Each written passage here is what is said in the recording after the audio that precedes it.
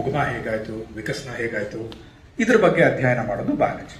Okay, ನನಗೆ ಸ್ವಲ್ಪ ತಿಳ್ಕೊಂಡಾಗ ನನಗೆ ಸ್ವಲ್ಪ ತಲೆ ಕೆಡುತ್ತೆ. ಐ ಮೀನ್, ಯಾಕೆ ಅಂತಂದರೆ ಇದು ಮ್ಯಾಟರ್ ಇರುತ್ತೆ, ಅಂದರೆ ಘನ ವಸ್ತು ಸಿಗುತ್ತೆ ನಿಮಗೆ. ಹಾಗಾದ್ರೆ ನಾನು ನೀವು ಮ್ಯಾಟರ್ ಅಲ್ವೇ? ಅಂದರೆ ಫಿಸಿಕ್ಸ್ ಅಂತಂದರೆ ಬರೀ ಬೆಂಚು, ಟೇಬಲ್ಲು, ಲ್ಯಾಪ್ಟಾಪು ಇದು ಮಾತ್ರನಾ?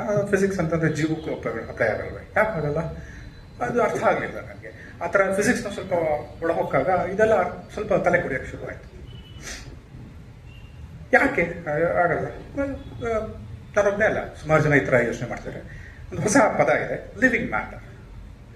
Matter that is alive. So ನನ್ನ ಉದ್ದೇಶ ಎಷ್ಟು ಈ ಟಾಕ್ನಲ್ಲಿ? I want to show and first ask, can physics explain the motion and behavior of living matter? ಜೀವಂತ ವಸ್ತುಗಳ ಚಲನ ಮತ್ತು ಗುಣಲಕ್ಷಣಗಳನ್ನು ಭೌತಶಾಸ್ತ್ರದಿಂದ ಅರ್ಥ ಮಾಡ್ಕೊಳ್ಳೋದು ಸಾಧ್ಯವೇ? ಹಾಗಾದ್ರೆ ಮೊದಲು ಗುಣಲಕ್ಷಣಗಳು, ಮ್ಯಾಟರ್ನ ಗುಣಲಕ್ಷಣಗಳು ಅಂದರೆ ಬಿಹೇವಿಯರ್ ಅಂತಂದರೆ non living matter, dead matter, ಅದರ ಗುಣಲಕ್ಷಣಗಳನ್ನ ಹೇಗೆ ಅರ್ಥ ಮಾಡ್ಕೊಳ್ತೀವಿ ನಾವು ಫಿಸಿಕ್ಸ್ನಲ್ಲಿ? ಫಸ್ಟ್ ಅದನ್ನು ಸ್ವಲ್ಪ ಇಂಟ್ರೊಡಕ್ಷನ್ ಕೊಡ್ತೀನಿ. ತದನಂತರ I will go to living matter. So ಇದು ನನ್ನ ಔಟ್ಲೈನ್ ಇರೋದು plan.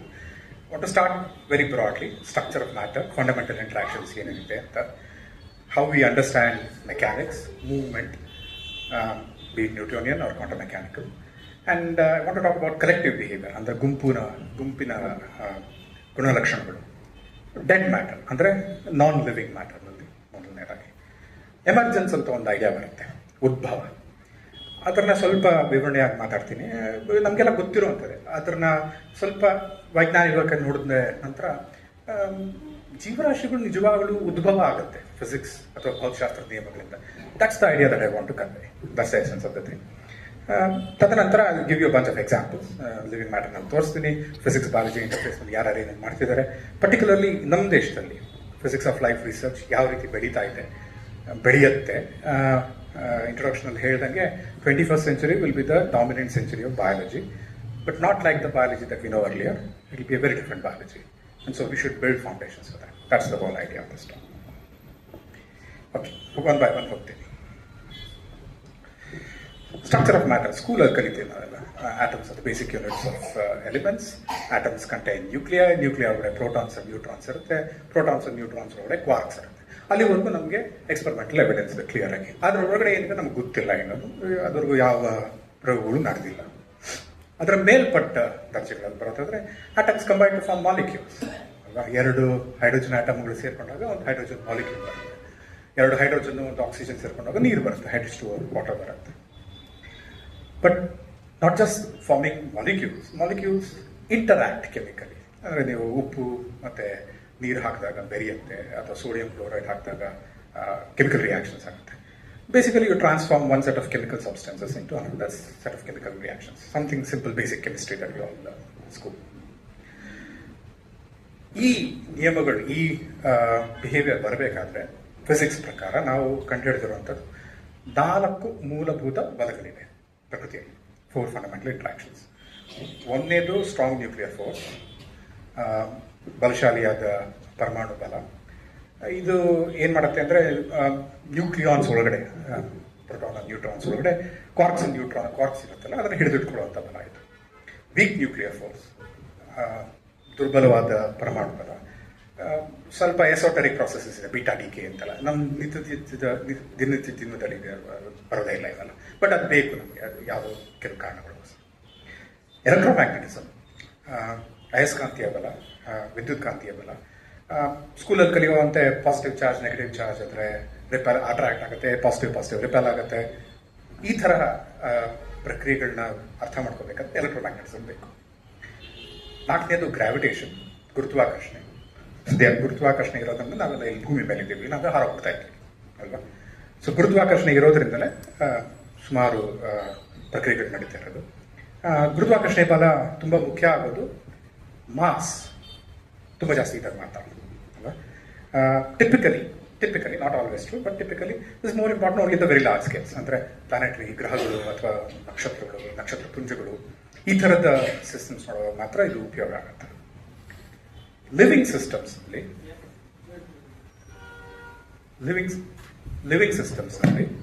Particularly at the level of cells and tissues. ಈ ಪರಮಾಣು ಬಲಗಳಾಗಲಿ ಗುರುತ್ವ ಬಲಗಳಾಗಲಿ ಅಷ್ಟೊಂದು ಮುಖ್ಯ ಅಲ್ಲ. ಅತಿ ಹೆಚ್ಚು ಮುಖ್ಯ ಆಗೋದು ಎಲೆಕ್ಟ್ರೋಮ್ಯಾಗ್ನೆಟಿಸಮ್. ನಾವು ನೀವು ಎಲ್ಲ electrically neutral, total charge positive ಇಲ್ಲ, ನೆಗೆಟಿವ್ ಇಲ್ಲ. But still there are lots of very Ghani electromagnetic interactions between molecules, between larger polymeric molecules, and that's what gives rise to large-scale interactions at the level of cells and tissues. But electromagnetism is something that we know in our everyday life. ಆಗಾಗ ಸ್ವಲ್ಪ maths ಬರುತ್ತೆ, ಕಣ್ಮುಚ್ಕೊಂಬಿಡಿ, ಯಾವಾಗ ಪರವಾಗಿಲ್ಲ. But maths ಇದೆ ಇದ್ರ ಹಿಂದೆ ಅಂತ ತೋರಿಸ್ಬೇಕು. ಇಲ್ಲ ಅಂತಂದ್ರೆ ಬರೀ ಕತೆ ಹೇಳೋದಲ್ಲ, really really important. Electromagnetism, like I said, it's the force that talks about the interaction between charges and currents. But most important thing, ಮ್ಯಾಕ್ಸ್ವೆಲ್ನ ನಿಯಮಗಳ ಪ್ರಕಾರ ಎಲೆಕ್ಟ್ರೋಮ್ಯಾಗ್ನೆಟಿಕ್ ಇಂಟ್ರಾಕ್ಷನ್ಸ್ನಿಂದ ಅಲೆಗಳು ಬರುತ್ತೆ. ಯಾವ ಥರ ಅಲೆಗಳು? ಎಲೆಕ್ಟ್ರೋಮ್ಯಾಗ್ನೆಟಿಕ್ ಅಲೆಗಳು. ಮೋಸ್ಟ್ ಇಂಪಾರ್ಟೆಂಟ್, ಬೆಳಕು, light is an electromagnetic wave. That's a fundamental thing to take away from you. Equations ಅರ್ಥ ಆಗಲಿ ಪರವಾಗಿಲ್ಲ, ಅದೆಲ್ಲ ಏನು ವ್ಯತ್ಯಾಸ ಆಗಲ್ಲ. Light is an electromagnetic wave. That's a very very important thing. ಇದು 175 ವರ್ಷಗಳ ಹಿಂದೆ ಕಂಡುಹಿಡ್ಕೊಂಡಂಥ ಸತ್ಯ. ನಾವು ಇದರಿಂದ ತುಂಬ ತುಂಬ ತುಂಬ ಕಲಿತಿದ್ದೇವೆ ಫಿಸಿಕ್ಸ್ ಬಗ್ಗೆ. ಮೋಸ್ಟ್ ಇಂಪಾರ್ಟೆಂಟ್, ಯಾವ ಮಟ್ಟಕ್ಕೆ ಬಂದಿದೆ ವಿಜ್ಞಾನ ಅಂತಂದರೆ, 125 ವರ್ಷಗಳಿಂದ ಮ್ಯಾಕ್ಸ್ವೆಲ್ನ ನಿಯಮಗಳು ಬಂದ ನಂತರ ಈಗ ನಿಮ್ಮ ಮೊಬೈಲು, ವೈಫೈ ಕೆಲಸ ಮಾಡೋದಿಲ್ಲ ಎಲೆಕ್ಟ್ರೋಮ್ಯಾಗ್ನೆಟಿಸಮ್ ಅಂತ. ಮೂಲಭೂತ ಕಾರಣ ಅದೇ. ಓಕೆ, ಸೊ ಇದಿಲ್ಲ ಅಂತಂದರೆ ನೀವು ಮಾತಾಡೋಕ್ಕಾಗಲ್ಲ. ಓಕೆ, ಬಲಗಳಿವೆ, ಎಲೆಕ್ಟ್ರೋಮ್ಯಾಗ್ನೆಟಿಕ್ ಆಗಲಿ ಅಥವಾ ನ್ಯೂಕ್ಲಿಯರ್ ಅಥವಾ ಗ್ರಾವಿಟೇಷನಲ್ ಆಗಲಿ. ಬಟ್ ಈ ಬಲಗಳಿಂದ, ಈ ಫೋರ್ಸಸ್ಸಿಂದ ಮೂವ್ಮೆಂಟ್ ಹೇಗಾಗುತ್ತೆ? ನಾನೊಂದು ಲೇಸರ್ನ ಮೇಲೆ ಹಾಕಿದ್ರೆ ಕೆಳಗಡೆ ಬರುತ್ತೆ. ಯಾಕೆ ಕೆಳಗಡೆ ಬರುತ್ತೆ? ಹೇಗೆ ಬರುತ್ತೆ? ಎಷ್ಟು ವೇಗವಾಗಿ ಬರುತ್ತೆ? ಎಷ್ಟು ಹೊತ್ತಿಗೆ ಬರುತ್ತೆ? ಇದನ್ನು ಅರ್ಥ ಮಾಡ್ಕೊಳ್ಳುವಂಥ ಶಾಸ್ತ್ರ ಮೆಕ್ಯಾನಿಕ್ಸ್. ನಿಮ್ಮ ಸ್ಕೇಲ್ನಲ್ಲಿ ಪ್ರೆಡಾಮಿನೆಂಟ್ ಮೆಕ್ಯಾನಿಕ್ಸ್ ಇಸ್ ನ್ಯೂಟೋನಿಯನ್ ಮೆಕ್ಯಾನಿಕ್ಸ್, ನ್ಯೂಟನ್ನ ಗತಿಯ ನಿಯಮಗಳು. ತುಂಬ ಸಣ್ಣ ವಸ್ತುಗಳನ್ನು ನೋಡುವಾಗ, ಅಣು ಆಟಮ್ಸ್ನ ನೋಡುವಾಗ ಬೇರೆ ಮೆಕ್ಯಾನಿಕ್ಸ್ ಬರುತ್ತೆ, ಕ್ವಾಂಟಮ್ ಮೆಕ್ಯಾನಿಕ್ಸ್ ಅಂತ ಬರುತ್ತೆ. ಸೊ ನ್ಯೂಟೋನಿಯನ್ ಮೆಕ್ಯಾನಿಕ್ಸ್ನಲ್ಲಿ particularly applies to objects which are very large molecules, cells, cricket balls, organisms, planets, stars, galaxies, and so on. Things at the scale of atoms and below, ಅಣು ಮತ್ತು ಅಣುಗಿಂತ ಚಿಕ್ಕದಾಗಿರುವಂಥ ವಸ್ತುಗಳಲ್ಲಿ ಬೇರೆ ನಿಯಮಗಳು ಬರುತ್ತೆ mechanics. That's called quantum mechanics. Schrodinger ನಿಯಮ ಇದಕ್ಕೆ ಪ್ರಪ್ರಥಮವಾದ ನಿಯಮ. ಈ ನಿಯಮದಿಂದಲೇ ನಮಗೆ ಸ್ಪೆಕ್ಟ್ರಾ, ಕೆಮಿಕಲ್ ರಿಯಾಕ್ಷನ್ಸ್, ಮೆಟಲ್ಸ್ ಯಾಕಿದೆ, ಮ್ಯಾಗ್ನೆಟ್ಸ್ ಯಾಕಿದೆ, ಸೆಮಿಕಂಡಕ್ಟರ್ಸ್ ಯಾಕಿರುತ್ತೆ. ನಿಮ್ಮ ಮೊಬೈಲ್ ಫೋನ್ಗಳು ಕೆಲಸ ಮಾಡೋದು ಸೆಮಿಕಂಡಕ್ಟರ್ಸ್ ಬೇಕು ಅಂದರೆ ಕ್ವಾಂಟಮ್ ಮೆಕ್ಯಾನಿಕ್ಸ್ ಅರ್ಥ ಮಾಡ್ಕೊಳ್ಬೇಕು. ಈ ನಿಯಮಗಳು ಬರುತ್ತೆ. ಆದರೆ ಇದೆಲ್ಲ ಓಕೆ, ಒಂಥರ ಥಿಯರಿ ಫಿಸಿಕ್ಸ್ ಕ್ಲಾಸ್ನಲ್ಲಿ ಕೂತ್ಕೊಳ್ತೀವಿ. ನಿಮ್ಮ ಜೀವನಕ್ಕೆ ಏನು ಇದರಿಂದ ಉಪಯೋಗ ಆಗ್ತದೆ? ನೀವು ಎಲ್ಲ ನೋಡ್ತೀವಿ ಅಲ್ವಾ? ಕ್ರಿಕೆಟ್ ನೋಡ್ತೀವಿ, ಎಲ್ಲ ಸುಮಾರು ಜನ ನೋಡ್ತೀವಿ. ಕ್ರಿಕೆಟ್ ನೋಡುವಾಗ ಇದೊಂದು ಹೊಸ ಟೆಕ್ನಾಲಜಿ ಬಂದಿದೆ ಒಂದು 10 ವರ್ಷಗಳಿಂದ. ಮೊದಲೆಲ್ಲ ಪಾಪ ಅಂಪೈರ್ನ ತುಂಬ ಗೋಳೈಕೊಳ್ಳೋರು, ಸ್ಟೀವ್ ಬಕ್ನರು, ತೆಂಡೂಲ್ಕರ್ ಬೈಕೊಳ್ಳೋರು, ಇವೆಲ್ಲ ಆಗ್ತಿತ್ತು. ಈಗ LBW ಆಯಿತು ಅಂತಂದರೆ ಏನೋ ಒಂದಷ್ಟು ಗ್ರಾಫಿಕ್ಸ್ ಬರುತ್ತೆ, ಪ್ರೊಡಿಕ್ಟ್ ಮಾಡ್ತೀವಿ ನಾವು ಎಲ್ಲಿ ಹೋಯ್ತು ಬಾಲು, ಎಲ್ಲಿ ಹೋಗ್ತಿರ್ಬೋದು ಅಂತ. ಸ್ಟ್ಯಾಂಡರ್ಡ್ ಪಿಕ್ಚರ್ ನಾವೆಲ್ಲ ನೋಡಿರುವಂಥದ್ದು. ಬಂದು ಬಾಲರ್ ಬಾಲ್ ಹಾಕ್ತಾ ಕಾಲಿಟ್ಟ, ಬ್ಯಾಟ್ಸ್ಮನ್ನು ಬಾಲ್ ಹೋಗಲಿಲ್ಲ, ಸ್ಟಂಪ್ಸ್ ಹೋಗ್ತಿತ್ತೋ ಇಲ್ಲೋ ಗೊತ್ತಿಲ್ಲ, ಅವ್ನು ಕಾಲಿಟ್ಬಿಟ್ಟ. ಸರಿ, ಇವರು ಅಪೀಲ್ ಕೇಳಿದ್ರು, ಥರ್ಡ್ ಅಂಪೈರ್ ಹೇಳಿದ್ರು ಇರಪ್ಪ ನಾನು ನೋಡ್ತೀನಿ ಅಂದ್ಬಿಟ್ಟು ಬಾಲ್ ಟ್ರ್ಯಾಕಿಂಗ್ ಮಾಡಿದ್ರು. ಬಾಲ್ ಟ್ರ್ಯಾಕಿಂಗ್ ಮಾಡಿ ಬಾಲ್ ಎಲ್ಲಿ ಹೋಗ್ತಿತ್ತು ಅಂತ ಹೇಳ್ತೀವಿ, ಅಲ್ಲಿ ಹೋಗಲಿಲ್ಲ ಅಲ್ವಾ, ಕಾಲಾಟ ಆಯಿತು. ಎಲ್ಲಿ ಹೋಗ್ತಿತ್ತು ಅಂತ ಹೇಳೋ ನಿಯಮ ನ್ಯೂಟನ್ನ ನಿಯಮ, ಬೇಸಿಕಲಿ ನ್ಯೂಟನ್ನ ನಿಯಮ ಅಷ್ಟೇ. ಅದು ನಾವು ಟೆಕ್ನಾಲಜಿನಲ್ಲಿ ಅದೆಲ್ಲ ತೋರಿಸೋದು ತುಂಬ complicated. At the end of the day is just force is to mass into acceleration. ಅಷ್ಟನ್ನೇ ನಾವು ಸಾಲ್ವ್ ಮಾಡ್ತೀವಿ, ತುಂಬ ಕಾಂಪ್ಲಿಕೇಟೆಡ್. ಸೊ ನೀವು LBW ನೋಡಬೇಕು ಅಂತಂದ್ರೆ ನ್ಯೂಟನ್ನ ನಿಯಮಗಳು ದಿನ ಬಳಕೆ ಆಗ್ತಾಯಿದೆ, ಪ್ರತಿದಿನ ಬಳಕೆ ಆಗ್ತೈತೆ. ಇಂಪಾರ್ಟೆಂಟ್ ಥಿಂಗ್ ಟು ನೋಟಿಸ್, ಈ ಪಿಂಕ್ನಲ್ಲಿರುವಂಥದ್ದು ನಿಜವಾಗ್ಲೂ ಬಾಲ್ ಹೋದ ಕಕ್ಷೆ, ಟ್ರೆಜೆಕ್ಟರಿ. ಬ್ಲೂನಲ್ಲಿರುವಂಥದ್ದು ಬಾಲ್ ಹೋಗ್ತಿರಬಹುದಾದಂಥದ್ದು, ಅದು ಹೋಗಲಿಲ್ಲ, ಯಾಕಂದರೆ ಕಾಲ ಟೈಮ್ ಇಲ್ಲ. ಅದು ಹೋಗಿ ವಿಕೆಟ್ಸ್ ಹೊಡಿತಿತ್ತೋ ಇಲ್ವೋ ಹೇಳಬೇಕಾದ್ರೆ ಒಂದಷ್ಟು ಪ್ರೆಡಿಕ್ಷನ್ ಬೇಕು. ಅದು ಆಗದೆ ಇರೋದಂಥ ವಿಚಾರನ ಮುಂದೆ ಏನಾಗ್ತಿತ್ತು ಅಂತ ಹೇಳಬೇಕು. That's the blue trajectory. ಅದು ಬರೋದು ನ್ಯೂಟನ್ನ ನಿಯಮಗಳ ಪ್ರಕಾರ. ಈ ವಾರದ ತುಂಬ ಎಕ್ಸೈಟಿಂಗ್ ವಿಚಾರ, ಆರ್ಟಮಿಸ್ ಹೋಯ್ತು, ಚಂದ್ರನ ಒಂದು ರೌಂಡ್ ಹೊಡ್ಕೊಂಡು ಬಂತು, ಟಾಟಾ ಹೈಡ್ಬಿಟ್ಟು ಬಂತು. ಆದರೆ ಅಲ್ಲಿ ಕಳಿಸ್ಬೇಕಾದ್ರೆ ಸುಮ್ಮನೆ ಆದರೂ ಯಾರಾದರೂ ರಾಕೆಟ್ ಅಂಟಿಸ್ಬಿಟ್ಟು ಹೋಗ್ಬಿಟ್ಟು ನೋಡ್ಕೊಂಡ್ರು ಆಗಲ್ಲ ಅಲ್ವಾ, ತುಂಬ ಕ್ಯಾಲ್ಕುಲೇಷನ್. ಈ ಕಕ್ಷೆಗೆ ಈಗ ಹೋಗಬೇಕಾದ್ರೆ ಇಷ್ಟು ದೂರ ಆಗುತ್ತೆ, ಇಷ್ಟು ಸಮಯ ಆಗುತ್ತೆ, ಇಷ್ಟು ಬಲ ಬೇಕು, ಇದೇ ಟೈಮಲ್ಲಿ, ಇವೆಲ್ಲನೂ ನಡೆಯೋದು ನ್ಯೂಟನ್ನ ನಿಯಮಗಳ ಪ್ರಕಾರ. At the scale of large objects like the moon, the earth, the whole satellites, Newton's laws of the ruling game, that works ಅಂತ ಮಾಡೋದ್ರಿಂದ ಏನು ಇಂಥ ಪಿಕ್ಚರ್ಸ್ ಕಾಣುತ್ತೆ ನಮಗೆ ಅಲ್ವಾ. Something that very very few humans have seen. Earth set from moon rise and moon set ನಾವು ದಿನ ನೋಡ್ತೀವಿ, but earth set from I mean very very few countable number of people have seen. So much so that is a success. ಇವತ್ತು ಬೆಳಗ್ಗೆ ಬಂದು ಹೇಳಿದ್ರು ವಾಪಸ್ಸು ಅಲ್ವಾ. ನಾವು ನ್ಯೂಟನ್ನ ನಿಯಮಗಳನ್ನ ಎಷ್ಟರ ಮಟ್ಟಿಗೆ ಅರ್ಥ ಮಾಡ್ಕೊಂಡಿದ್ದೀವಿ. 350 ವರ್ಷ ಆಯಿತು ನ್ಯೂಟನ್ನ ನಿಯಮಗಳು ಬಂದು. ಎಷ್ಟರ ಮಟ್ಟಿಗೆ ಅರ್ಥ ಮಾಡ್ಕೊಂಡಿದ್ದೀವಿ ಅಂದರೆ ಒಂಥರ ಮ್ಯಾಜಿಕಲ್ ಟೆಕ್ನಾಲಜಿ ಥರ ಕಾಣುತ್ತೆ ನಿಮಗೆ. ಮೂಲಭೂತವಾಗಿರೋದು ನ್ಯೂಟನ್ನ ನಿಯಮಗಳು, ಗಣಿತ, ಮ್ಯಾಥಮೆಟಿಕ್ಸ್ ಸಾಲ್ವ್ ಮಾಡಬೇಕಾದ್ರೆ. ಅದು ಈ ಮಟ್ಟದಲ್ಲಿ ನಾವು ಇದರ ವ್ಯಾಪ್ತಿಯನ್ನು ನೋಡಿದಾಗ ಭಯ ಆಗುತ್ತೆ. ಇಲ್ಲಿಂದ ಇನ್ನೊಂದು ಗ್ರಹಕ್ಕೆ ಉಪಗ್ರಹಕ್ಕೆ ಹೋಗಿ ರೌಂಡ್ ಹೊಡ್ಕೊಂಡು ಬಂದು ಎಷ್ಟೊತ್ತು ಬರ್ತಾರೆ, ಎಷ್ಟೇ ಇವೆಲ್ಲನೂ ಕ್ಯಾಲ್ಕುಲೇಟ್ ಮಾಡ್ಬೋದಾ ಕುತ್ಕೊಂಡು? ಸೇಫ್ಟಿ ಅಲ್ವಾ ಇದು, ಎಲ್ಲ ಮಾಡಲೇಬೇಕು.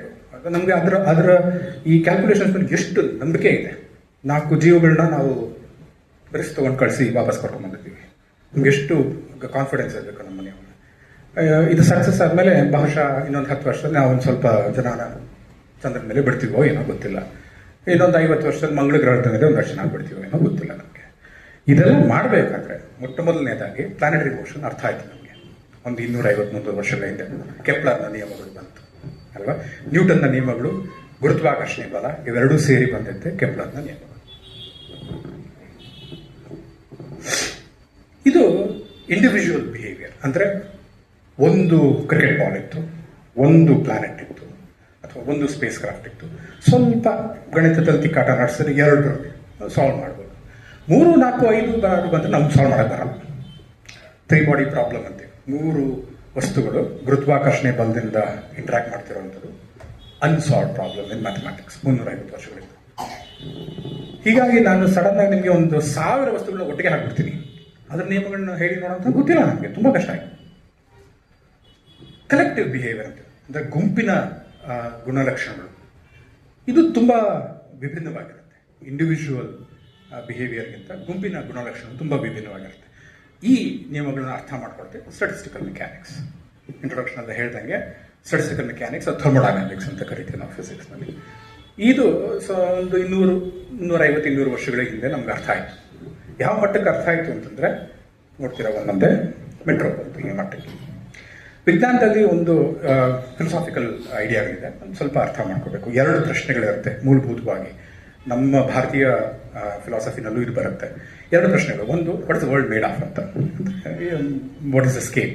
ನಮ್ಮ ಮಟ್ಟದಲ್ಲಿ ಓಕೆ ನಾನಿದ್ದೀನಿ, ಇನ್ನು ಕೆಳ ಮಟ್ಟಕ್ಕೆ ಹೋದರೆ ಸೆಲ್ಸ್ ಇದೆ, ಮಾಲಿಕ್ಯೂಲ್ಸ್ ಇದೆ, ಆಟಮ್ಸ್ ಇದೆ, ನ್ಯೂಟ್ರಾನ್ಸ್ ಇದೆ, ಪ್ರೋಟಾನ್ಸ್ ಇದೆ, ಕ್ವಾರ್ಕ್ಸ್ ಇದೆ, ಆಯಿತು. ಇನ್ನು ಮೇಲ್ಗಡೆ ಹೋದರೆ ಗ್ರಹಗಳಿದೆ, ನಕ್ಷತ್ರಗಳಿದೆ, ನಕ್ಷತ್ರ ಪುಂಜಗಳಿದೆ, ಬರೀ ಬ್ರಹ್ಮಾಂಡವೇ ಇದೆ. This is the description of what is where at what level. ಇದು ಒಂದು ಪ್ರಶ್ನೆ. 2ನೇ ಪ್ರಶ್ನೆ ಬರುವಂಥದ್ದು, how is the world put together. ಇದು ತುಂಬ ಕಷ್ಟವಾದ ಪ್ರಶ್ನೆ, ತುಂಬ ಕಷ್ಟವಾದ ಪ್ರಶ್ನೆ. ಅಂದರೆ ಇದರ ಪ್ರಶ್ನೆ ಅಂತಂದರೆ ಏನಂದರೆ, ನಾನು ಒಂದೊಂದು ಇಂಡಿವಿಜುವಲ್ಸ್ನ ಕೊಡ್ತೀನಿ, ಅವುಗಳ ಚಲನೆಯ ನಿಯಮಗಳನ್ನು ನಿಮಗೆ ಹೇಳ್ತೀನಿ. ನ್ಯೂಟನ್ ಮೆಕ್ಯಾನಿಕ್ಸ್ ಆಗಲಿ, ಕ್ವಾಂಟಮ್ ಮೆಕ್ಯಾನಿಕ್ಸ್ ಆಗಲಿ. ಈಗ 1000 ಅಷ್ಟು ಇಂಡಿವಿಜುವಲ್ಸ್ನ ಒಟ್ಟಿಗೆ ಹಾಕ್ತೀನಿ, ಅವುಗಳ ಗುಣಲಕ್ಷಣ ಹೇಳಿ ನೋಡೋಣ. ತುಂಬ ಕಷ್ಟವಾದ ಕೆಲಸ ಇದು, ತುಂಬ ತುಂಬ ಕಷ್ಟವಾದ ಕೆಲಸ. ಅದಕ್ಕೆ ನಾವು ಇದು ಪಾಠ ಮಾಡಲ್ಲ, ನಮ್ಗೆ ಗೊತ್ತಿಲ್ಲ ಅದ್ರ ಉತ್ತರಗಳು. ತುಂಬ ತುಂಬ ಕಷ್ಟ ಇದು ಮಾಡುವಂಥ. ಕೆಲವು ಸಕ್ಸಸ್ಸಸ್ ಇದೆ ಇದರಲ್ಲಿ. ಆ ಕೆಲವು ಸಕ್ಸಸ್ನೇ ನಾವು ಥರ್ಮೋಡೈನಾಮಿಕ್ಸ್, ಸ್ಟ್ಯಾಟಿಸ್ಟಿಕಲ್ ಮೆಕ್ಯಾನಿಕ್ಸ್ ಅಂತ ಕರಿತೀವಿ. One of the major lacking ideas is to understand how living materials come from the laws of physics, from the collective properties of molecules and atoms. That's the point of this talk. So, ಈ ಪ್ರಶ್ನೆಯನ್ನು ಸ್ವಲ್ಪ ಉದಾಹರಣೆ ಕೊಟ್ಟು ಹೇಳ್ತೀನಿ. ಈಗ nucleons ಇದೆ, ಅಂದರೆ protons, neutrons, ಅವುಗಳ ನಿಯಮಗಳು ಏನೋ ಇದೆ ಕ್ವಾಂಟಮ್ ಮೆಕ್ಯಾನಿಕ್ಸ್ ಪ್ರಕಾರ. ಸರಿ, ಆ ನ್ಯೂಕ್ಲಿಯಾನ್ಸ್ ಒಂದಷ್ಟನ್ನು ನಾವು ಒಟ್ಟಿಗೆ ಹಾಕ್ತೀವಿ. ಒಂದು ಆಟಮ್ ಆಗುತ್ತೆ, ನ್ಯೂಕ್ಲಿಯಸ್ ಆಗುತ್ತೆ. ಫಾರ್ ಎಕ್ಸಾಂಪಲ್ ಯುರೇನಿಯಂ ತಗೊಂಡ್ರೆ 200, 150 ನ್ಯೂಟ್ರಾನ್ಸು, ಇನ್ನೊಂದಷ್ಟು 100, 150 ಪ್ರೋಟಾನ್ಸ್ ಇರುತ್ತೆ. ಆ ನ್ಯೂಕ್ಲಿಯಾನ್ನ ಗುಣಲಕ್ಷಣಗಳಿಗೂ ನ್ಯೂಕ್ಲಿಯಸ್ನ ಗುಣಲಕ್ಷಣಗಳು ತುಂಬ ವ್ಯತ್ಯಾಸ ಇದೆ, ತುಂಬ ವ್ಯತ್ಯಾಸ ಇದೆ. ಇದೇ ರೀತಿ ನೋಡೋದಾದರೆ, ಒಂದೊಂದೇ ಆಟಮ್ ತಗೊಳ್ತೀನಿ ನಾನು, ಜೋಡಿಸ್ತೀನಿ, ಒಂದು ಮೆಟೀರಿಯಲ್ ಆಗುತ್ತೆ. ಆ ಮೆಟೀರಿಯಲ್ಗೆ ಎಲಾಸ್ಟಿಸಿಟಿ ಬರುತ್ತೆ, ರಿಜಿಡಿಟಿ ಬರುತ್ತೆ. ಸ್ವಲ್ಪ ನಾನು ಈ ಥರ ಬೆಂಡ್ ಮಾಡೋಕ್ಕೆ ಹೋದರೆ ಅದು ರೆಸಿಸ್ಟ್ ಮಾಡುತ್ತೆ. ಇಂಡಿವಿಜುವಲ್ ಆಟಮ್ಸ್ಗೆ ಗುಣಲಕ್ಷಣ ಇಲ್ಲ. It's the collective emergent property. ಅದೇ ಥರ ನೀವು ಮೇಲಕ್ಕೆ ಹೋದರೆ single electron does not have conductivity. It's not ಇವಾಗ ನಾವು ಈ ವೈರ್ಗಳಲ್ಲೆಲ್ಲ ಕಾಪರ್ ಬಳಸ್ತೀವಿ. Copper is a good conductor of electricity ಅಂತ ಹೇಳ್ತೀವಿ. Is an electron a good conductor of electricity? It doesn't make sense. I mean, you have to ask a question like, this is a good conductor of electricity when there's a large number of electrons flowing through this metal.